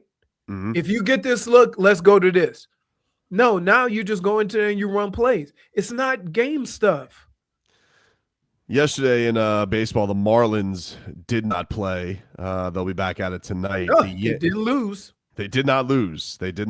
But the Yankees, they beat the Orioles 6-1. I didn't bring this up to bring us Michael K from the Yes broadcast last night. For the Yankees, 3 runs in an inning. It's an offensive orgy, and this guy really needed it. Ramos goes the other way. Ooh.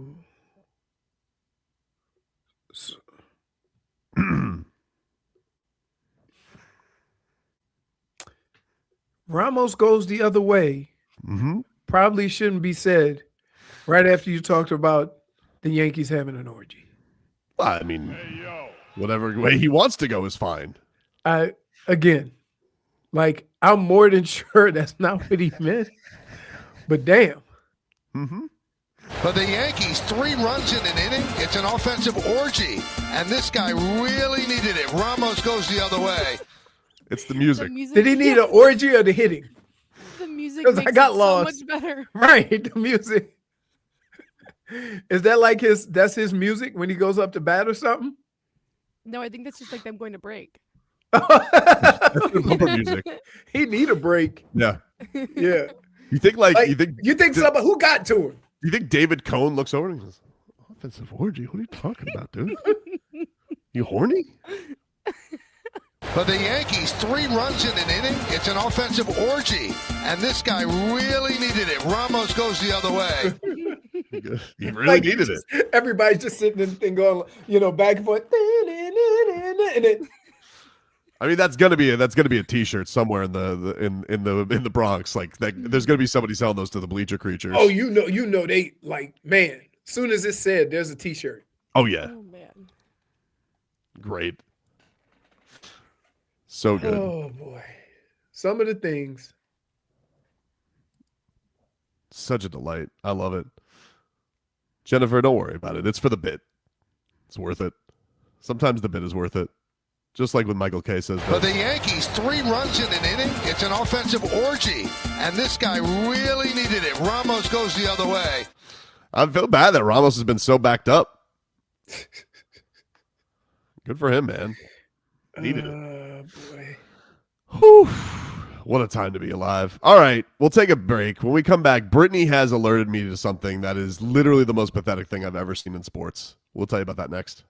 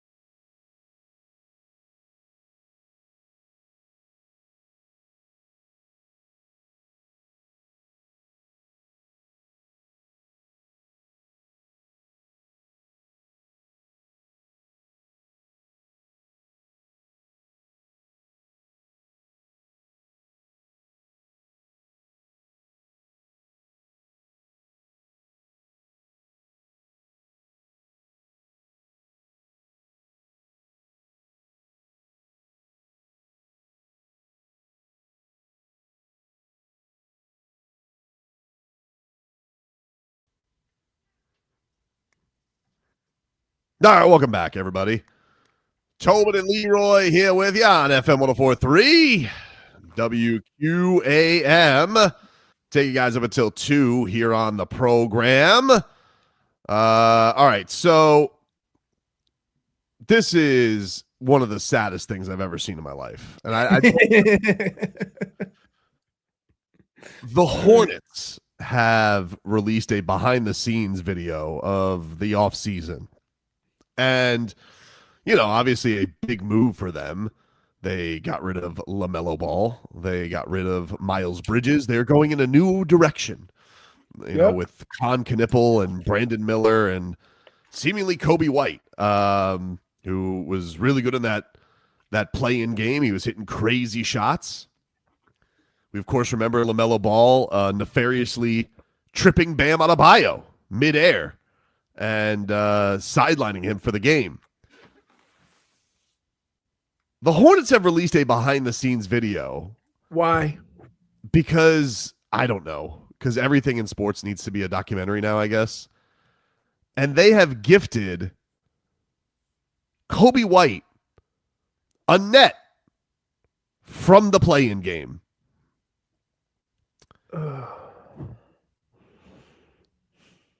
A play-in trophy. And listen, I know the Heat, they have been kings of play-inville 3 years running up until this point. But they didn't make the playoffs. They only won the first play-in game. And yet, their guys, they're sitting there being like, you guys propelled us to another level. Nope. You're still the Hornets level, right at the level the Hornets have always been, not in the playoffs. You making memorabilia for that? In frames? It's one of the most embarrassing things I've ever seen a sports team do. That is insane work. We had to decide whether there should be a big celebration of the in-season tournament. Yeah. Something that a team actually won. Yes. The play-in. Look, I understand in Hornets accomplishments, it's pretty good for the Hornets. No, it's not. They didn't even make the playoffs. Stolen McRib's right. You got to have some self-respect. You have to. And listen, even if you guys want to do that, nobody in the social media department decided hey guys, we probably shouldn't leak that we're doing this. Just give it to Coby White on the DL. Something nice for his office. Okay? But to broadcast it and put it in there, won a play-in game, didn't even get to the playoffs. Crazy. Smeathan said, you can't talk. The Heat retired Michael Jordan's jersey. Smeathan, look, I have taken them to task on that. You cannot say that I haven't. I hate that Michael Jordan's jersey's up there. It's embarrassing. The Heat have gone on to greener pastures. I get it. Sometimes your trophy case has to start somewhere. But this is literally for winning a regular season game. It's crazy behavior. And they're like, you took us to another level. Another level? You guys put a hit on Bam Adebayo. They didn't take you to another level. The actual NBA lessened the qualifications of postseason so that you could have a part of it. This is, if there wasn't a play-in, you still would be where you always are. Heat Keith says the Hornets have never won a playoff series. This is their biggest accomplishment in franchise history. To win a game?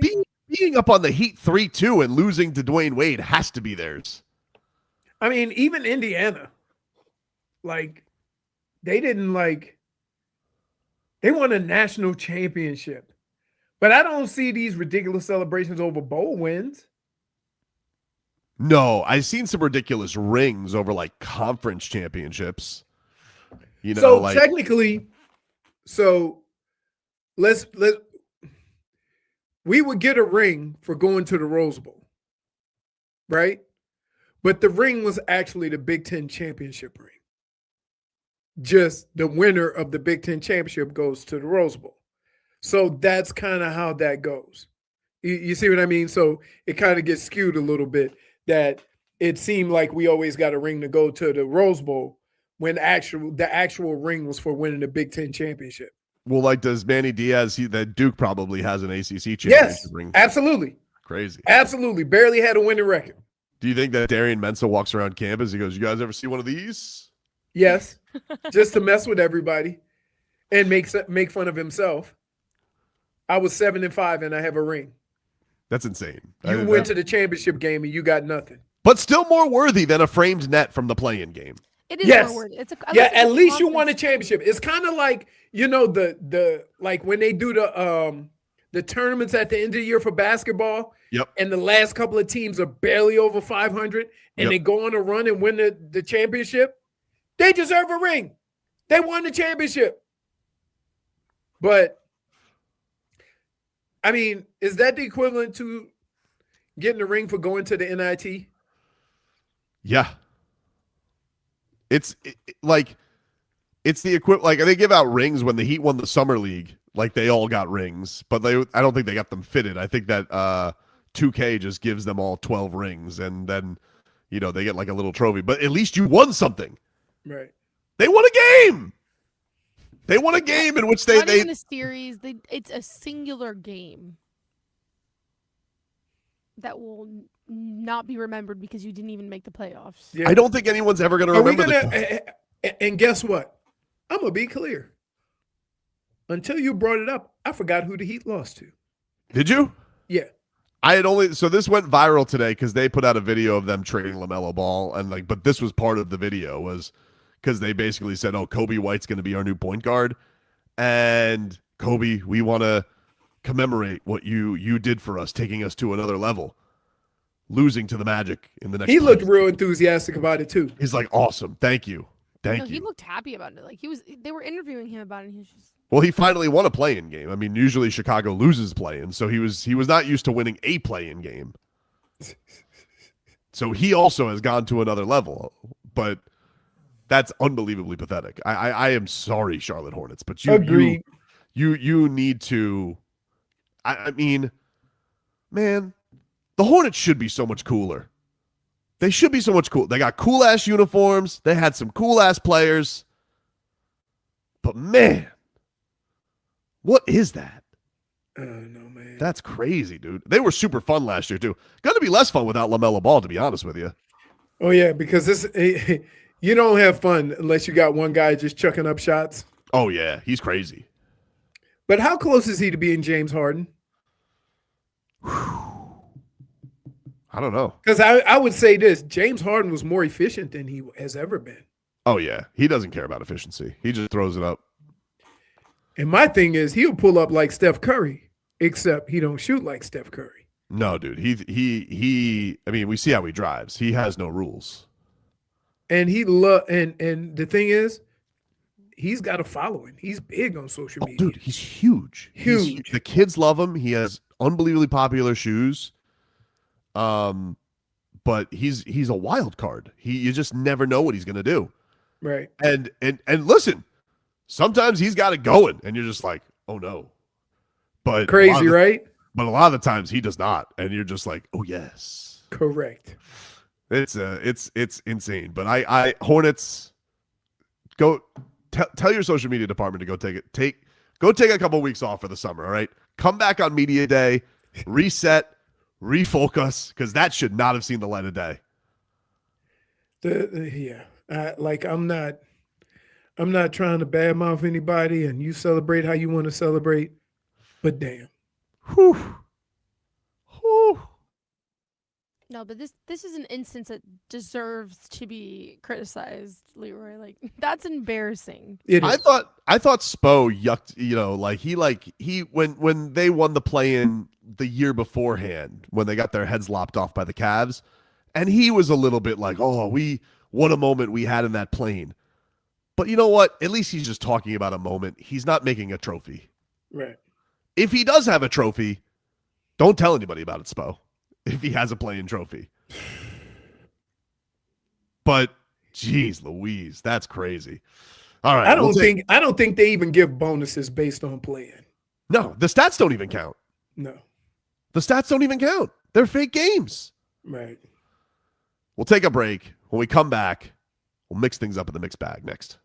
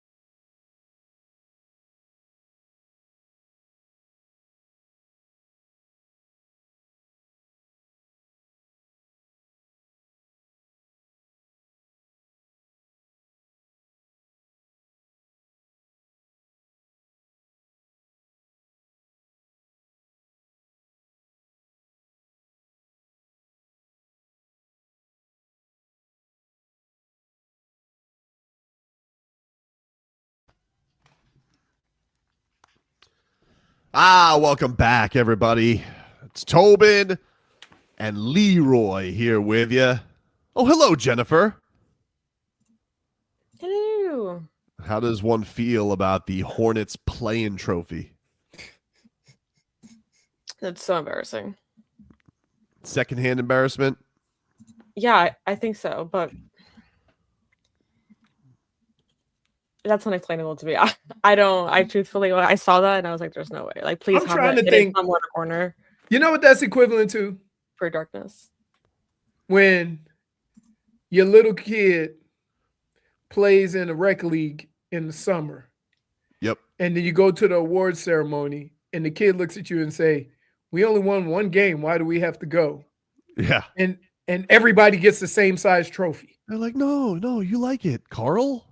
Everybody gets the same size trophy. Man, that's tough. Right. No, you need no. All right. Let's palate cleanse here. I would like to know who decided to give him that.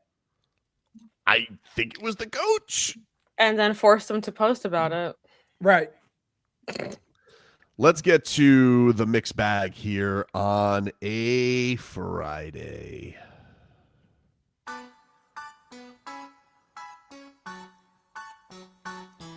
Leroy. Are you familiar with Jerry Jones? Yes. I'm all in. Just keep ruining his bits, man. No, that one was actually good. That was a setup. I appreciate it. Let him have his moment. Come on. You think you do a show with somebody long enough, you know what the next line is. I would tell you that too, but you clearly don't know how to not ruin bits. This one was okay. You just haven't been nice to me. It was something I did because you have not been nice to me lately. What are you talking about? I think it was not knowing her birthday. That's true. You didn't know either. I don't know my own birthday. No, he didn't. Mm-hmm. Oh, hell. Yeah. Oh, is it in March? Yeah. Oh, April? Almost. 17? All of our birthdays were in January for some reason. Listen, if you guys had a Start of the birthday, year, the middle of the year, and December. if you guys had the same birthday as one of my kids, I would remember it. That's why I remember Leroy's. He doesn't know No, my I birthday appreciate- either. I appreciate the chat. They know. Anyway, you familiar with Jerry Jones? Yes, I am. There was a brouhaha between the Cowboys and the Saints. They were fined $500,000 apiece. Here's what Jerry Jones had to say. Game is physical, and it's easy to get involved with aggressive temperaments. All of that makes it a real focal point of the league to stay within good sport. The taking of helmets off and swinging and hitting and that type of thing is not good for anybody, and it's certainly not what we want to represent to our fans and as a league or as a team. And so it's understandable how they're coming down with a real severe fines. Should they fine players rather than teams? Well, that's up to the team to find those players, and so we will find those players. You could appeal the fine. Is that something you would consider?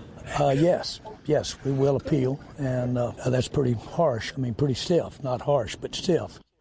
Wow. Wait a minute. Hold on. Now. Fantastic. Let me tell you the most important part of this. You know why Jerry got all that money? He don't give away. By not paying $500,000 fines. And he has already told you, we're going to appeal. But whatever we going to get fined, we going to turn around and find players. Now, when there's a melee, how do you determine who's responsible for what? I don't know. That's a good question. That's crazy. But again, they're not game checks, right? So like they don't even have game checks. Jeez. Like you don't get a game check till you play a damn game. So here's the kicker behind all of this. You know why there's fights, right? It's hot. Because they can't get penalized and cost them anything during the game. Like ain't nobody gonna fight like this during the game. No. Because they don't want to cause their team to get a 15-yard penalty. But in practice, who cares? What happens if a guy gets a really bad fine, but he's like an end of the roster guy? Like, do you owe a What are you bill? gonna fine him? Well, you can only fine him what he's making. I'm just asking. So if they make $3 or $4 grand a week, what you gonna fine him? like Fine let's him say, $100,000. That's what I'm just saying. quit football. Like, do you owe? Like, I guess I owe the Cowboys. I got to stick around. I don't know, but no, because you can only get fined a percentage of what you make. So him saying he's gonna go try to get 500,000 from players is crazy because whatever they make in these 6 or 7 weeks of camp is all they can get fined for. You can't fine somebody more than they make.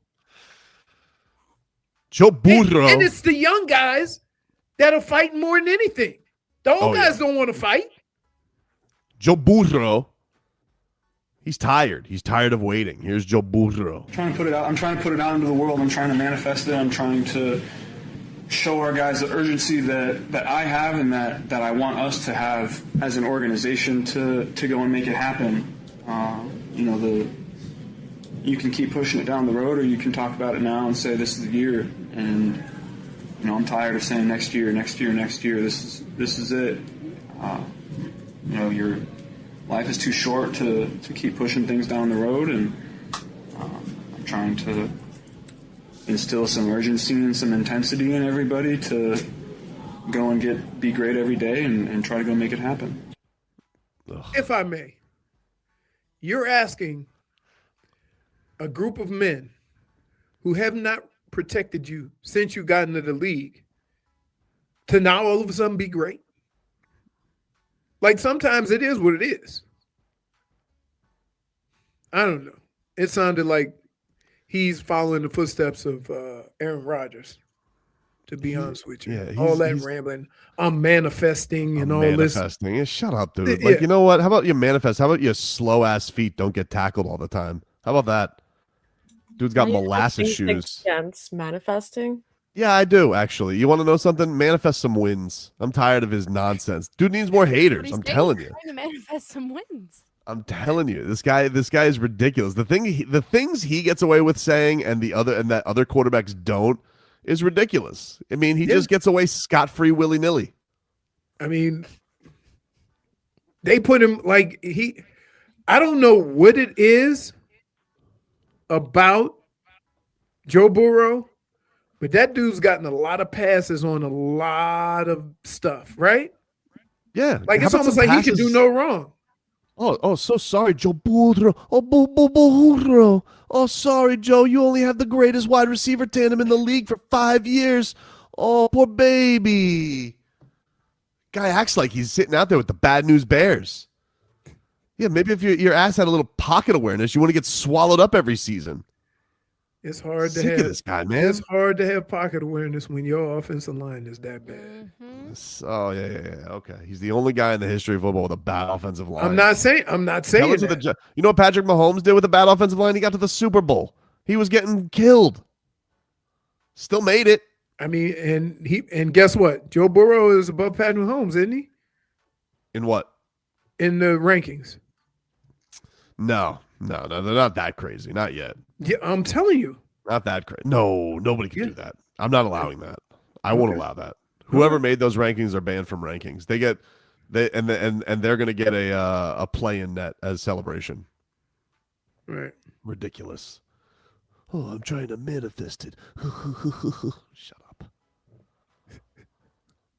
Enough of him. I just don't understand why you hate him so much. Because nobody does. You want me to tell you why? There's so many. Here's Tobin. He hates how he has no haters, so he wants to be the first hater to start the trend. Oh, really? Name them. I dare you to name me one Joe Burrow hater in the national media. Brendan Tobin. National media. I just feel like people also just don't really talk about him that much. Exactly.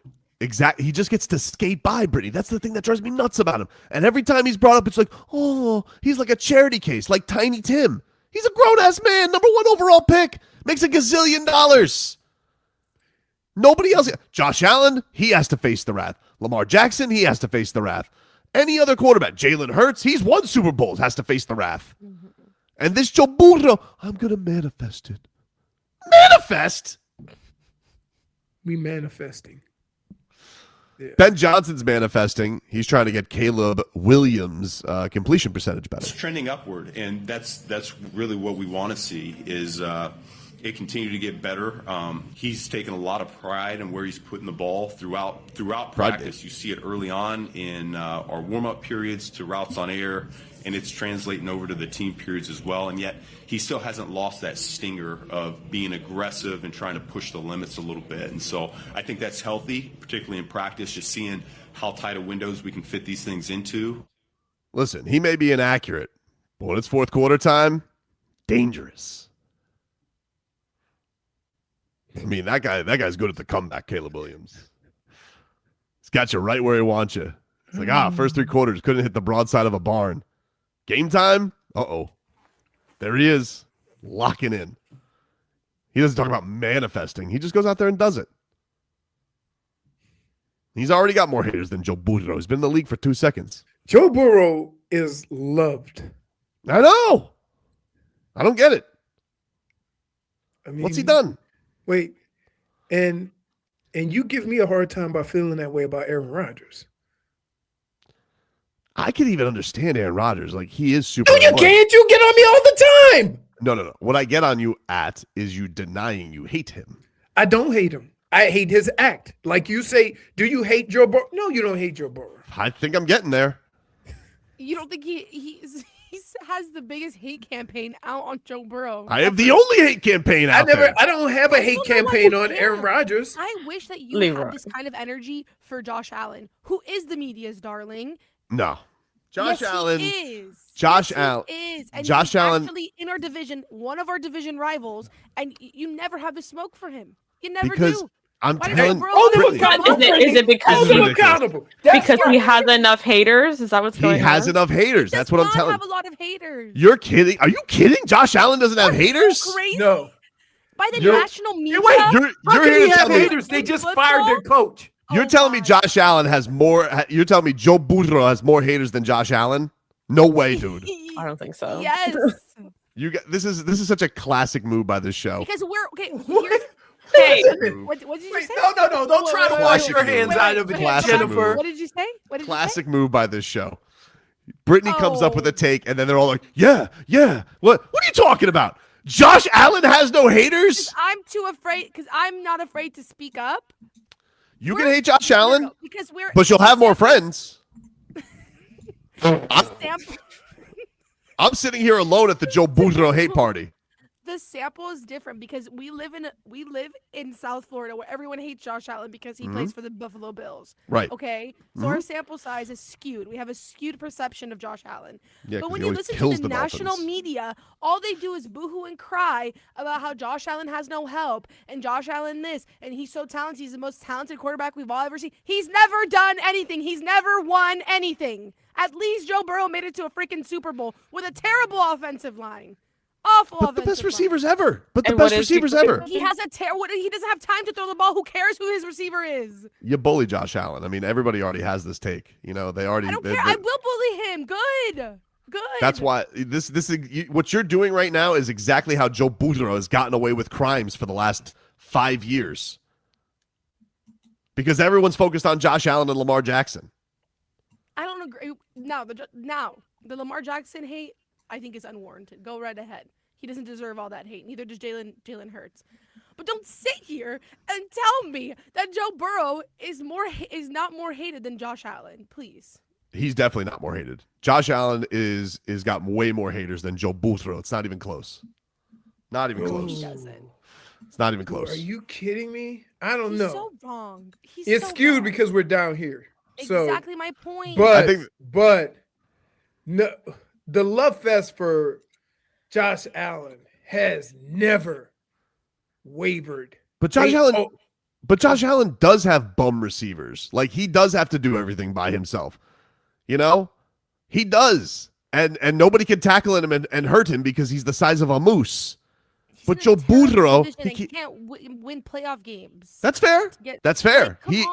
He's got his own levels. But the thing is, nobody ever says when Josh Allen loses, they do blame him. When Joe Burrow loses, they're just like, oh, poor Joe Burrow.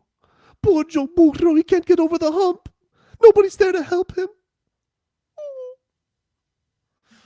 That's the media. No, I just want you to have if you had the same level of smoke for Josh Allen that you do for Joe Burrow, I could respect your Joe Burrow take, but you don't. But it's not the take. My take is not that Josh Allen doesn't deserve criticism. My take is that nobody criticizes Joe Burrow. Your take is ridiculous that Josh Allen has no critics when he obviously does. He really doesn't. By Dolphin fans, I'm not silly. Silly. Turn on the national media when they speak about him. When the people in the booth, hello, Tony Romo, it's a big joke. Tony Romo doesn't count. He very clearly is going through some issues. We're taking people off the list. He's going through issues. Narrative? He's got a a big issue with Josh Allen. He loves Josh Allen very, very much, just like Chris Collinsworth loves Patrick Mahomes. Well, listen, whatever. He can go see a bunch of his games now. Also, I do feel like a bit of a loser, going at Josh Allen. Like he literally owns a piece of the Dolphins. Like it's Mark Anthony, the Williams sisters, Fergie, Josh Allen. Like they all have a piece of the Dolphins. He never loses to the Dolphins. Hatred should run deep. It's not about hatred, though. It's talking about fairness. And fairness is Joe Burrow has been getting away with things scot-free his entire career. I don't feel like Josh Allen has been getting away from things scot-free. I agree with you. He deserves hate, but I think he has the proper amount. I think the Dolphins have the right amount of energy, while this other guy, this thief, is skating by. Would you feel that way? Would you feel differently if you were a Cleveland Browns fan? I don't know. Oh, my goodness, stop. I can't tell you how. See what he does? What am I, a chameleon? What is this, hypotheticalville? No, because I'm like, how we feel about Josh Allen is because we're down here in Miami. Sure. You would probably feel the same way about Joe Burrow if you were in Cleveland. Wouldn't your take be opposite? Because I'm apparently giving more smoke to Joe Burrow. No, Did what you I'm not box saying yourself is in? you're not understanding how much smoke Josh Allen actually gets or doesn't get because you're in Miami. I all I'm saying is I give the proper amount of smoke to Josh Allen and the proper amount of smoke to the smokeless Joe Burrow. I give the proper amount of smoke where smoke is due. No, you don't. You just give it to Aaron Rodgers. That's it. That's literally where all your smoke goes, to Aaron Rodgers. He's done less with more than anybody. You can say what you want. Go look it up. Still got more hardware than both those bums. Yeah, but I'm still saying, like, any other quarterback, people would be complaining they only had one. Facts. No, not facts. It is. He's got 4 MVPs in a Super Bowl. These guys don't have. These guys couldn't even come close to that. They said the same thing about Peyton Manning. He only had one, and then he limped into the second one, and they go, now his career's complete. Nobody said that. Everybody knows Peyton Manning's one of the best all time. El Borde says, do you understand how bad the Bengals organization is? Yeah. Oh, enough already. Pretty bad. Oh, the poor Bengals. Oh, yeah, they've only had, They're notoriously the worst organization in by the reputation. NFL. And you want to know? And been to 2 Super Bowls since the Dolphins won the last one. So then the Dolphins are worse than them. So then, they're obviously the organization's not that bad, which means we should stop feeling sorry for grown-ass man Joe Burrow. That's my entire point. Thank you for making it. Josh Allen, Steve Kerr, J.J. Redick live rent-free in Tobin's mind. Why are you making it Josh Allen? It's been Joe Burrow. It's Joe Burrow. It's not Josh Allen. Believe me, he doesn't have the same smoke. Josh Allen has done nothing but take the Dolphins to the woodshed his entire career. Like, that's so impressive. We suck. It is impressive. We suck. So now your line is Josh Allen not that great because he can only beat us. It's not that I don't think that he's not great. I just think that he is the media darling, and I just don't understand why you choose to have this stance on Joe Burrow when Josh Allen is right there. He's right there for you. I think you're crazy on this. You are feeling more effects of what Josh Allen does than Joe Burrow. No, that's my. Doesn't affect you. It does affect me. He definitely gets more criticism than Joe Burrow does, and any description of the other kind is just incorrect. No. Could it be skewed because he's hurt all the time too? Who? So he's just not in the. Yeah, probably. Yeah, probably. Right. That's another part of it. Is Josh Allen's impenetrable? You can't hurt him. That is part of it.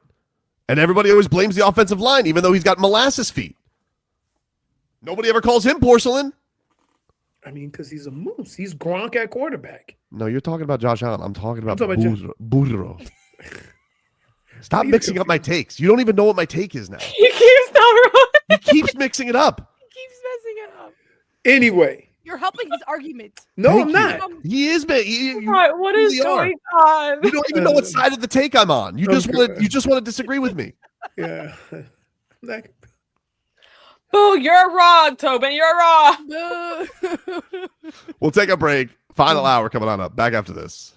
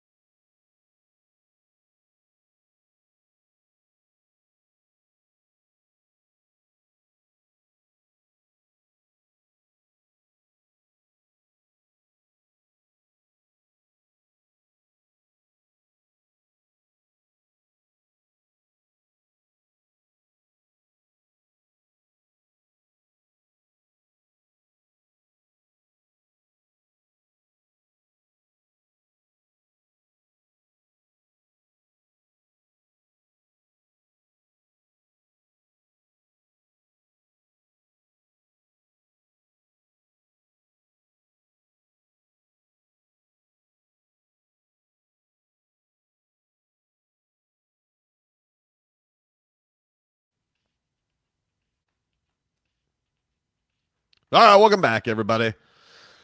Tobin and Leroy here with you on FM 104.3 WQAM. Let's get another weather update, brought to us by Tornado Roofing and Contracting. Got a leaky roof? Take action now. Get your free estimate. Call 954-968-8155. And right now, it is 92 degrees. Sheesh. What's the feels like? It feels like 93. At least we're normal there. Some rain maybe later on today. Heat advisory. How refreshing. Gotta stay hydrated, champ. Yep. Gotta stay hydrated, champ. Anyway, you guys can get on the program. Our Twitch chat is ridiculous right now, as is our YouTube. Trying to keep these jackals in order. Ridiculous. Especially this El Burre. Ridiculous. He's like, if Joe Burrow was on the Dolphins, you'd love him. All right, great. Congratulations. You boxed me in. I mean, he's not wrong. Oh, so. Root for a player who was on the team that I root for? Wow. Got me. You're muted. Wow, El Burre said he blames me for last segment. Brittney, you were muted on our end. Could you say that again, please? Oh, I'm sorry. I was saying that you don't even fight against the man who beats your team. So who's to know that you would be a Joe Burrow fan if he was on the Dolphins? If he was on the Dolphins, I would be rooting for Joe Burrow, but he's not on the Dolphins. You would be rooting for Joe Burrow to be healthy. Of course. That's what it's what everybody should be rooting for. You know? Listen, Giannis, were there things that I found Giannis to be a little obnoxious about when he was not on the Heat? Of course. Now he's charming. Oh, what a guy. Tata. What a guy. Shut that. Oh, can't wait to watch him play basketball. You know. Yeah. I mean, think of how much you said I had enough of Giannis. Oh, dude. Remember when Giannis got gentleman swept by the Heat and he goes, oh, there is no failure. There's just steps to success. I'm like, what a ridiculous thing to say that was. I mean, just take your ass kicking and move on, Giannis. Now, if he says that in a Heat jersey, that's words of wisdom. Words of wisdom from the Greek freak. Love that guy. Nick T says, flip-floppery at its finest.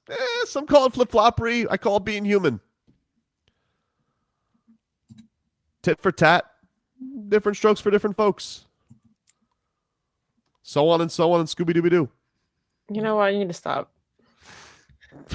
I don't like it. The headlines are brought to you by Doral Kia. At a Domino's game, you always find your abuelito, and whenever you want a low price, you save with your Pricito. Save now with your Pricito at Doral Kia. Dolphins. Giants. Tomorrow, 4 o'clock. Game Day Uncensored's at 2. Let's hear from a wonderful mustache, and that is Jacob Rodriguez. And this is what he had to say. Winning.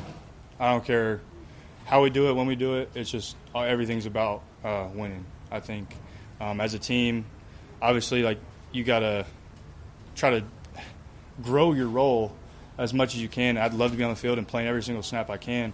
And if I'm not, I'm not. But if we're winning, I'll be happy. You know, I want everything, all the success for this team. I think I trust everybody in this building, you know, from the GM to the head coach to everybody.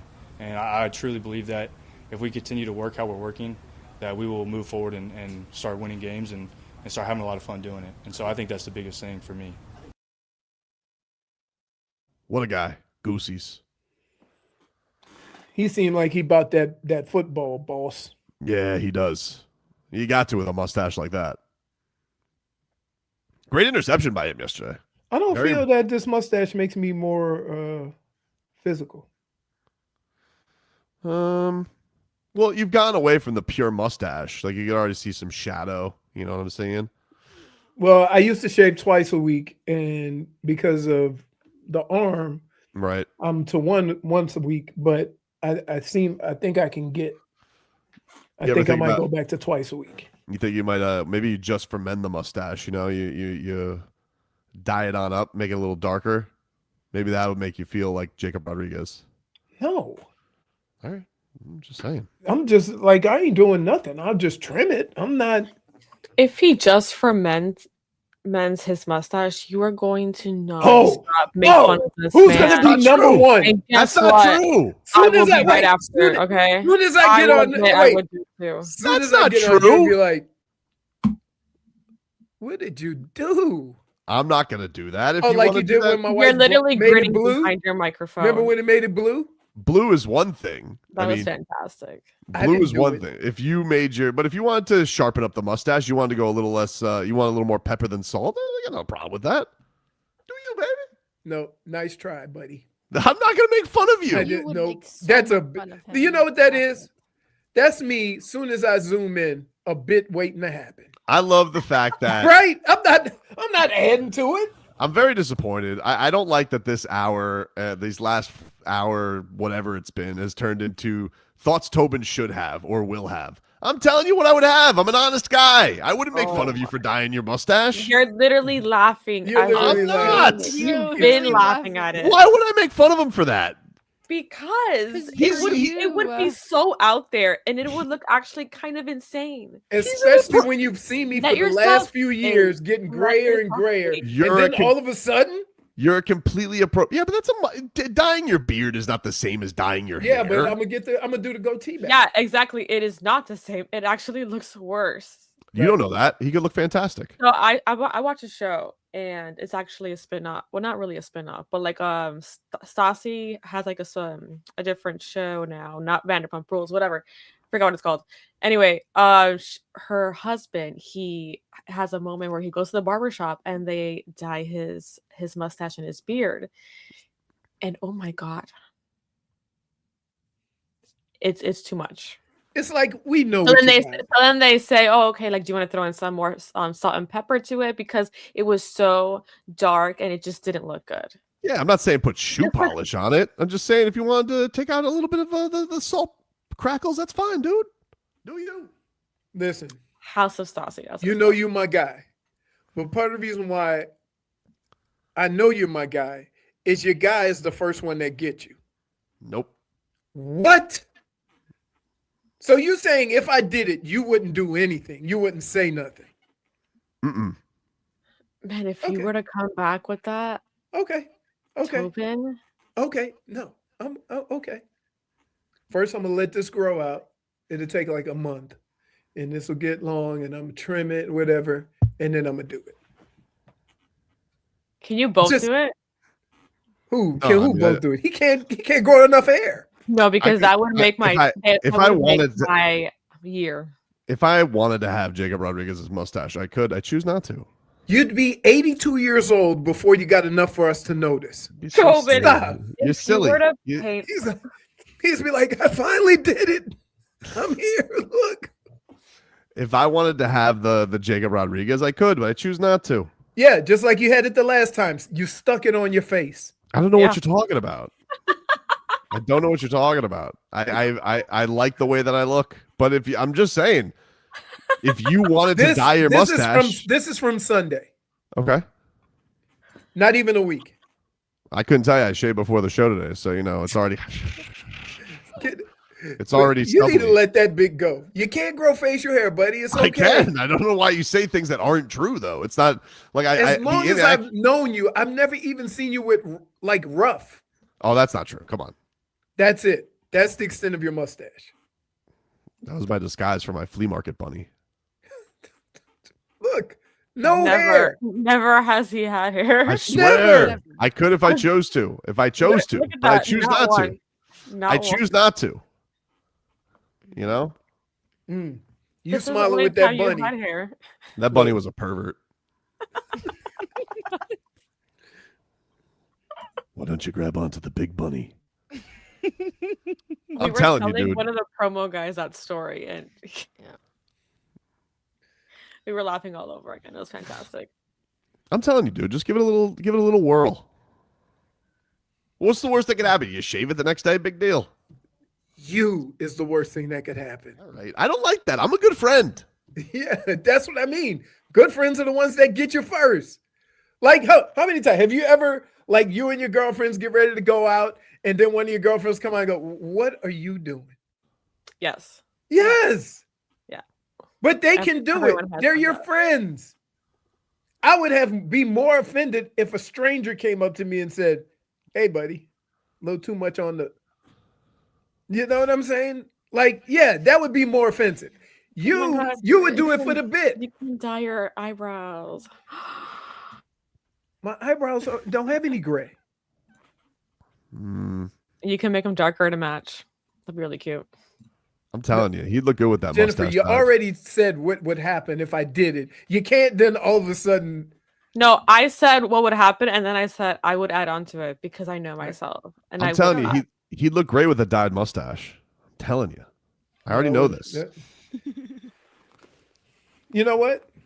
Please do it. Oh, No. I'm gonna text Big Spoon right now. I want to know. She'll like it. I bet you she'd be like, "Oh, can I do it tonight?" Because she loves change. She will look. They love making me like if Rebecca was here. Oh, Dad, let me do this. Let me. You got some hairs. Let me. If you were to bring up this idea, she would go home just for it, and then you'll be happy. Well, right. Mm-hmm. There you go. Crazy. Let us know what she says. We got to take a break. More to come here on the show. We're back after this. Got what you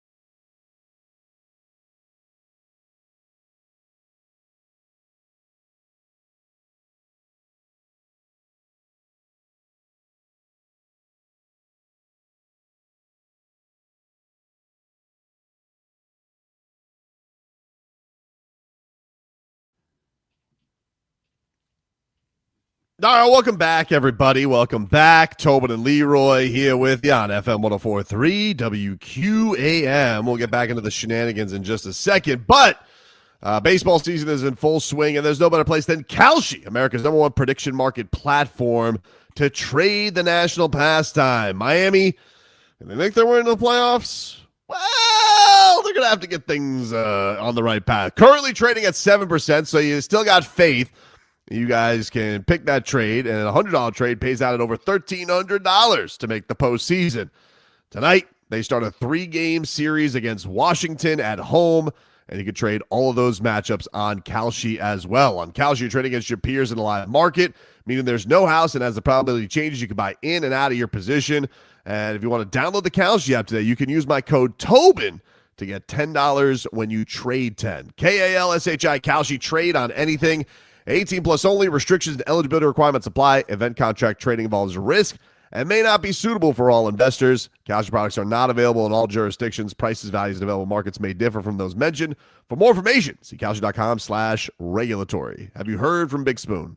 Yeah, I text her at 119. She responded at 119.30. And? What color? I said black, ass. That's boring. Oh. But is it? You need to give her the whole picture of what that would look like. No, it doesn't matter. Like, what does she want you to do? She wants you to like go. You don't understand. She now calls me Papa Smurf. That's great. Yeah, that's not a reason not to dye your beard. No, she's not getting close to me. Like she wants you to go red. She would literally go get a box with black on it, and then I would have like a pink. What if we mix it with red? What about a blonde mustache? Ooh, let's do red, like my hair. So you can match with Brittney. Mm-hmm. See, now you think I'm a bad guy, but I only wanted you to trim up some gray, and now everybody wants to turn you into a clown. You wanted him with frosted tips. Exactly. That'd be kind of cool. What? Exactly. Frosted tips. I don't have tips. On here, your mustache. And just do the. Can we twist his mustache? But you do realize in order to do that, first you would have to get rid of all the gray. Right. Can we? I'm not doing combo colors. What do you think this is? Can we dye your mustache and then can you twist it like an intangible handlebar? See, he wants to add character to it now. I just want you to add years back into your life in a funny way. I want Leroy to look like a Peaky Blinder. I'm sorry. Now I've opened this up because I know she's going to bother you all weekend about this. Yeah. No. Or here's what's going to be happening. I'm going to be watching golf and I'm going to doze off and I'm going to feel like. There's gonna be That's how my beard got blue. Yep. My goatee. Yep. Because you fell asleep, Leroy. You wanted it to happen. No, she was doing her hair, and she had some extra, and she just put it on my. And you said yes, you wanted. No, I said, well, I mean, it was. I didn't know it was blue though. You knew it was gonna end in some kind of catastrophe. I didn't know it was blue. Big Spoon loves the bits. Yes. She loves the bits. So and wait, if I ask Rebecca, oh man, I'll be home this weekend. Oh, for sure. Project. Think of the same thing. If she gives one iota of an opening to Snitchy Mouse, there'll be a tag team going after your mustache. I'll drive her to you real quick. Good luck, dude. Mm-hmm.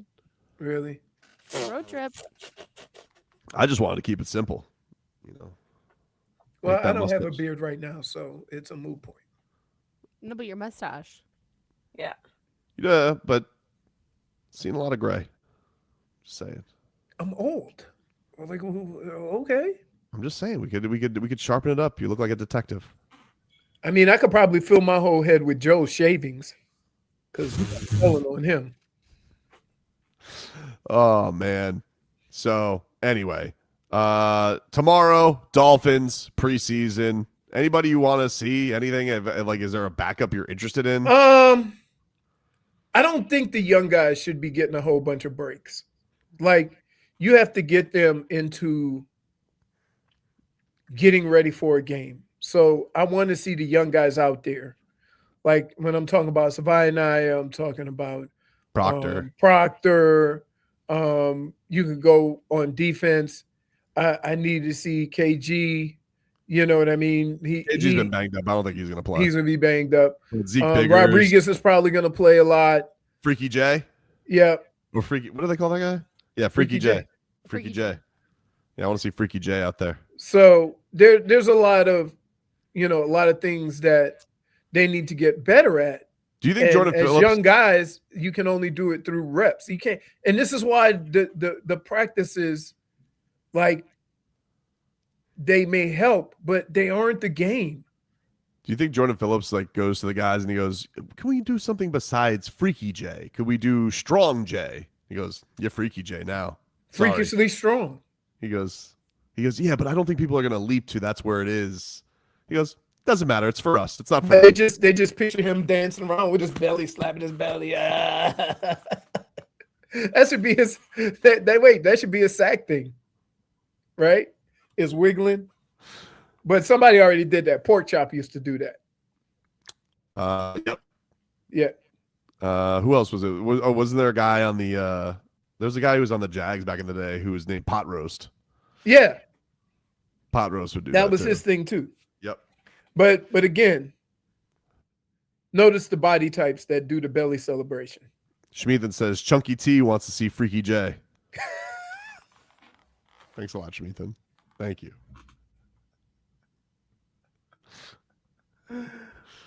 Just when you think Schmeathan's at his pitch count, he just comes up. Yeah, no, 100 miles right on the black. They send him right back in. Point for Twitcher. Unbelievable. Oh my goodness. Hey, Taste at the Track is returning at Gulfstream Park on August 29th with the Taste of Havana. We got your chance to win a 4-pack of tickets to go. You guys can enter. Just go to the contest page at WQAM.com if you guys want to win your way in. Taste of the Track at Gulfstream Park on August 29th for their Taste of Havana. All right, we'll take a break. When we come back, we'll wrap things up here on a Friday and play a little You Dead to Me. That's next.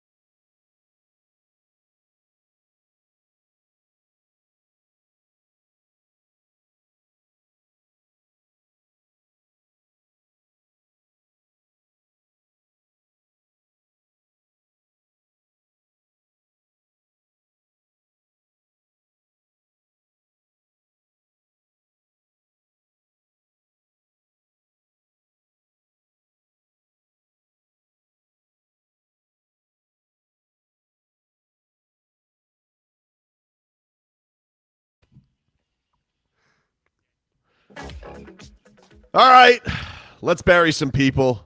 You're dead to me. I got a couple today.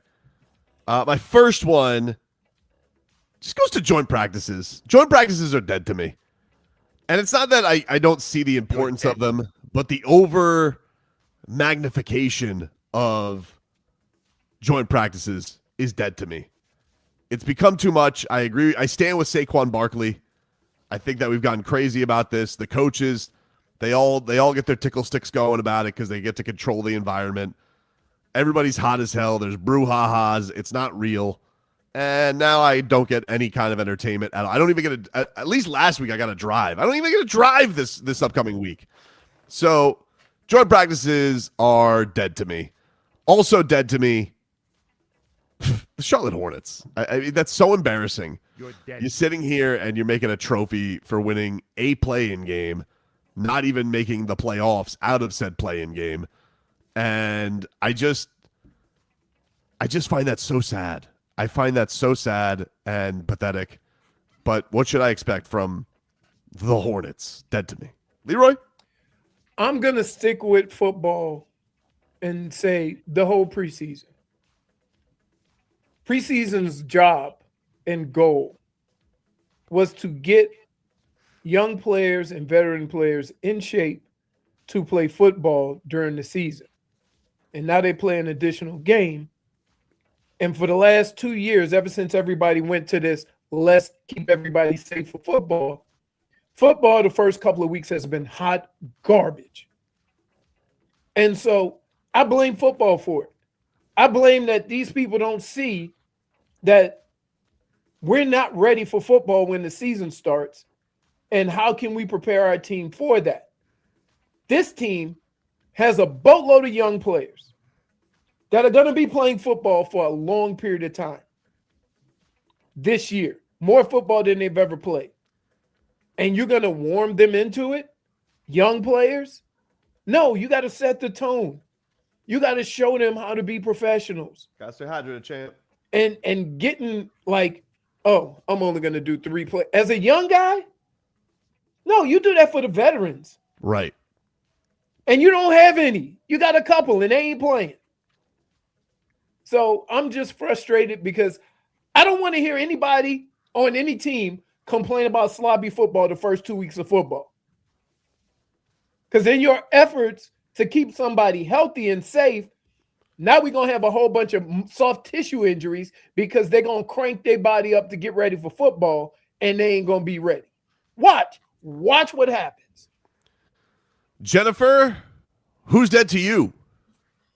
Well, whoever decided that this was okay and decided to trigger me this past week, they're dead to me, because what do you mean this got approved and now we're trying to make shoes with no soles become a thing? Who? What? I don't like it. Chanel. Look at her dirty feet. Yeah, that's just disgusting. Gross, That's dude. disgusting. You know what's crazy? I didn't even look at her face. Exactly. I What looked makes at- you think I want those And shoes? why is she trying to walk like she still has heels? Like she's a princess or something. Who is that? Margaret Qualley? Margaret Qualley. Yeah. I don't know who that is. I don't know. She's She has a barefoot. very famous mother. I'm trying to remember what her name is. But either way, it's like also they're Chanel, and I could only imagine the price of these shoes. You're gonna sell me shoes for like thousands of dollars with no soles. Absolutely. I'm gonna put a quarter in her cup. Her mom is Andy McDowell. Oh, Yes. Yes, Yeah. yes, yes. She's very famous. Very famous. She was in It's like- Groundhog Day. What is this? No, Tobin? Let me Nothing. see if I can get a picture for you. I know Andy McDowell. She's dark hair, blue eyes, right? Yeah. Yeah. Yes. Curly, dark hair. Well, Oh, now yeah, she the- has salt and pepper. I've seen the mom. I know who the mom is. I see her in a ton of stuff. Yeah. She's super famous. Why can't she afford shoes for her daughter? The thing is, our daughter is pretty famous too. Yes. What's But her daughter in? Barefoot and Pregnant. What'd you say? She was in. She's Once in the Upon a movie Time Barefoot in and Pregnant. Hollywood. She Pregnant? recently Yeah. did I don't know. That She goes did with Barefoot. a show in The Maid. She was married. She just did that She's Substance in Happy Gilmore movie. too. Yeah, she was in Happy Gilmore too. She did the Substance movie with Demi Moore. I actually kind of recognize her. I just don't recognize her with her stupid shoes. Yeah.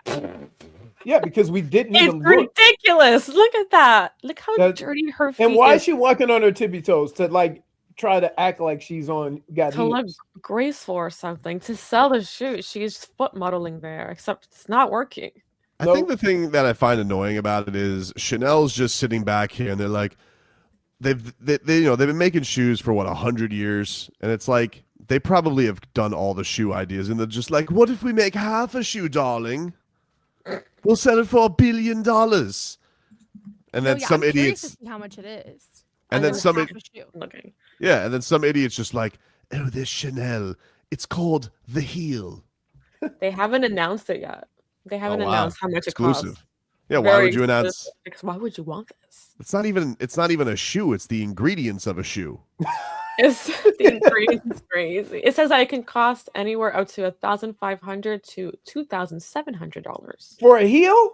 for what? That's crazy. Exactly. This is what irks me. This is what That- triggers me. Okay, This what is- are we this- doing?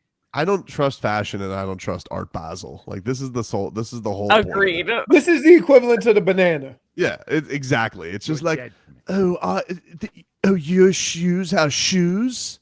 Don't you want to be one with Earth, but not all one with Earth? She doesn't live in Florida. Oh no 'Cause way! I she mean, would cook- she might. yeah. She might with this. No, she would cook her feet. Wouldn't you want to protect the soul? The Patas Sucias 1000. What is more sensitive, the heel or the soul? I feel like you'd want to like have at least the arch protected. No, the sole Definitely is more the- sensitive. Like the heel is actually like a pretty solid part of your foot. Are you sure this is real? Yes, It's totally real. Like, why That's would crazy. I? This I don't is know. so real. I just don't know. How is the world getting dumber? I don't know. You know somebody's gonna wear those too. When's the next? When does LaMelo Ball with us to a game? Listen. More like Shea Gilgeous-Alexander would be the type to wear those. Oh, that's true. Listen, if I were to see, mind you, I don't like toes. I don't like seeing people's toes. Okay, my toes are fine. I can see my toes. Every other people's no. I don't show toes. It's a Imagine deal Leroy breaker. wearing these. Oh my! I would pay money. Dude. Who's gonna help him tie it? Also, are they like one size fits all? I'm so curious. No, it literally looks like she went on Survivor, and that's what she could make. I can make a heel protector as my shoe, not a shoe. It's crazy. It's ridiculous. And why is there two knots on this? And Like, she looks so uncomfortable. She's just like, this Yeah. is stupid, isn't it? I would be too. Because it's hot. Her feet are just dirty too. It's making me mad. Take it off. It's. I know. I'm telling you. Right. I was so triggered watching this. Why you? I'm like, you're a beautiful young lady. She's What's up with beautiful. them dirty ass feet? I don't know. Chanel. Brittney, who's dead to you? So I have two. I have like one that's kind of silly because I have not mentioned it at all show. Just need to make sure everybody knows. F1 is officially back, baby. Oh, Summer break is dead to me. Summer break is dead to me. I just need to let you guys know. Prepare to be sick of me, as we are in the thick of this season now. what do we got? The The Daytona real 500? championship- can I give you a -1? Don't ask. Just do You have it. the buttons. -1. I support you in all that you do I don't feel like you supported me wearing my Joe Burrow bit. because it's a bad take. It's not my fault you had a bad take. So yeah, summer break is dead to me, but also braking car assistance, the braking assistance on cars. You guys know what I'm talking about? How your car senses that you're getting too close to something, so it brakes automatically for you. So Yes. this morning on my drive to Lord. work, I was driving and somebody decided that they were gonna turn very slowly into a parking lot. And I had it all under control. I was braking. We were just fine. And my car didn't like that. Didn't think that I was braking with much urgency. So it decided to brake for me and slam the brakes so hard that my hard-boiled eggs that I had in the seat next to me to eat for breakfast went flying in my car. Yeesh. Yeah, but they have a shell. They were protected. No. They were already. I had already unpeeled. Oh, so you got some extra salt and pepper. I was eating them on my way to work. That's a so stinky sorry, mess. Brittney. That's the worst. That's a stinky mess. Awful. And then I couldn't reach to the bottom of my seat to grab like my bag because my purse also fell on top of the eggs just to make everything better. And so I couldn't grab any of it. So I'm just driving down the street today, and my egg, you could just see the egg sitting on my purse. That's rough. That's bad. I mean, it's not as the egg is just sitting on my purse. Schmeathan says, eating boiled eggs in your car, were you raised by wolves? I was eating breakfast on the way to work. Protein. How is that crazy? What's wrong? That's a gamble.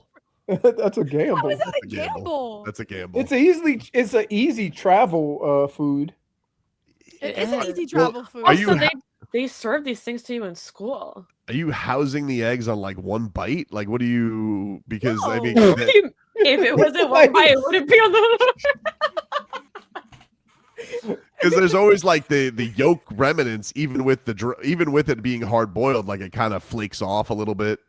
No, it doesn't. A little bit. No. Let us be careful. Okay, chicken wing bone. Like I'm gonna believe you. Imagine looking over that red light, see Brittney housing. I just eat my eggs. I eat them in 2 bites usually. I just take 1 bite, I keep it in my hand, and then I take the last bite. Very graceful when she eats, guys. Very graceful. So yeah, I couldn't have my eggs this morning, so I'm a little hangry right now. Not gonna lie. Maybe that's why I sounded all funny with the Joe Burrow thing. At least you didn't get into a fender bender though. Oh, thank God. No, thankfully. I was fine. I was never gonna hit the car in front of me. I don't know what was wrong with my car. It's stupid. This is why, the older the car, the better. This is why I don't trust robots. No. Can't even do a simple task of letting you finish your eggs. And yet And the somehow most humiliating part was just the whole drive to work, just seeing my egg. Oh, that's always a bad, yeah. You're just like in the heat. No, I was able to throw them away when I got here, so. All right, that's good. My car won't be stinky, but. Well, you hope. I mean, there could be a straggler. Like Never know. Let's pray, but there's not. Keith says he just likes saying burro. Shut up, dude. You don't know the bit. Guys, I found more pictures. No. Wait, look, it's not even on her foot. It's not, look how pissed off she is. I want to know how much the person who came up with this dumbass idea got. Look at this. She's so mad. At least she's on carpet. I mean, yeah. She's not walking the streets barefoot. And she got a jacked up big toe too. Listen, I noticed big toes. Go back. Yep. Look at that left foot. She got a little bunion coming. Oh, see yeah. it? I see it. Yeah. Yeah, you better put some socks on, girl. That thing ain't gonna get better. She looks like she could cut on the dime though. Isn't it sad how there's like 3 models of the same and shoe all now? her toes look the same length? That is freaky. Leroy, this is That's why freakish. we don't wear shoes like that. That's those Fred Flintstone feet. She got the capybara feet.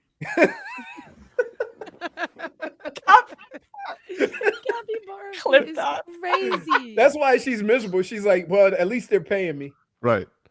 Because I'm getting paid, but I look like So a you want me to capybara. what? Does it look like she has like sound canceling headphones on or something like that? Like she doesn't want to hear the criticism or people saying, "Put some shoes on." Yeah. I just love how it's slipping off the back heel. Yeah. Horrible. Really, what's Horrendous. Look at that. And she This looks, has to be worse than when a sock gets off like while you're wearing. oh, shoes. when the sock rolls up in your shoe? Yes. Oh, that's the terrible. worst. That's the worst. The worst. Because you're always doing something and it's annoying you and you don't have time to stop and fix it. Yes. Oh yeah. But Oh my goodness. She's got them capybara feet, dude. We literally have nothing to do on Friday. We're sitting here. That is like, it's crazy. listen, you better be on the beach in a bikini if you're barefoot. End of story. Not just walking down the street. Unless you're in your bikini coming from the beach, of course. That's crazy. But I think the thing that's most annoying about it is somebody was in a fashion meeting being like, "This is the thing, darling," and they're You're like, so "What?" innovative. Oh my Yeah. God. Oh, you're the devils that wear Prada. Just so great, so great. They're the inspiration for the third movie. Yeah, I watched like the first 10 minutes of it. That was out. It's honestly kind of the same thing as the first one. Oh, Anne Hathaway's a mess and Meryl Streep is stuck up. No, actually, it's kind of reversed though. Oh, she becomes the stuck up one. Not stuck up, but she's the one that's kind of saving Meryl Streep. I don't like that. But then at the end, she pulls the same thing that she did in the first movie, like in the limo or whatever. Just basically, yeah. Meryl doesn't need saving. She doesn't. She's one step ahead, just like that girl with the shoe. Man, what a terrible idea.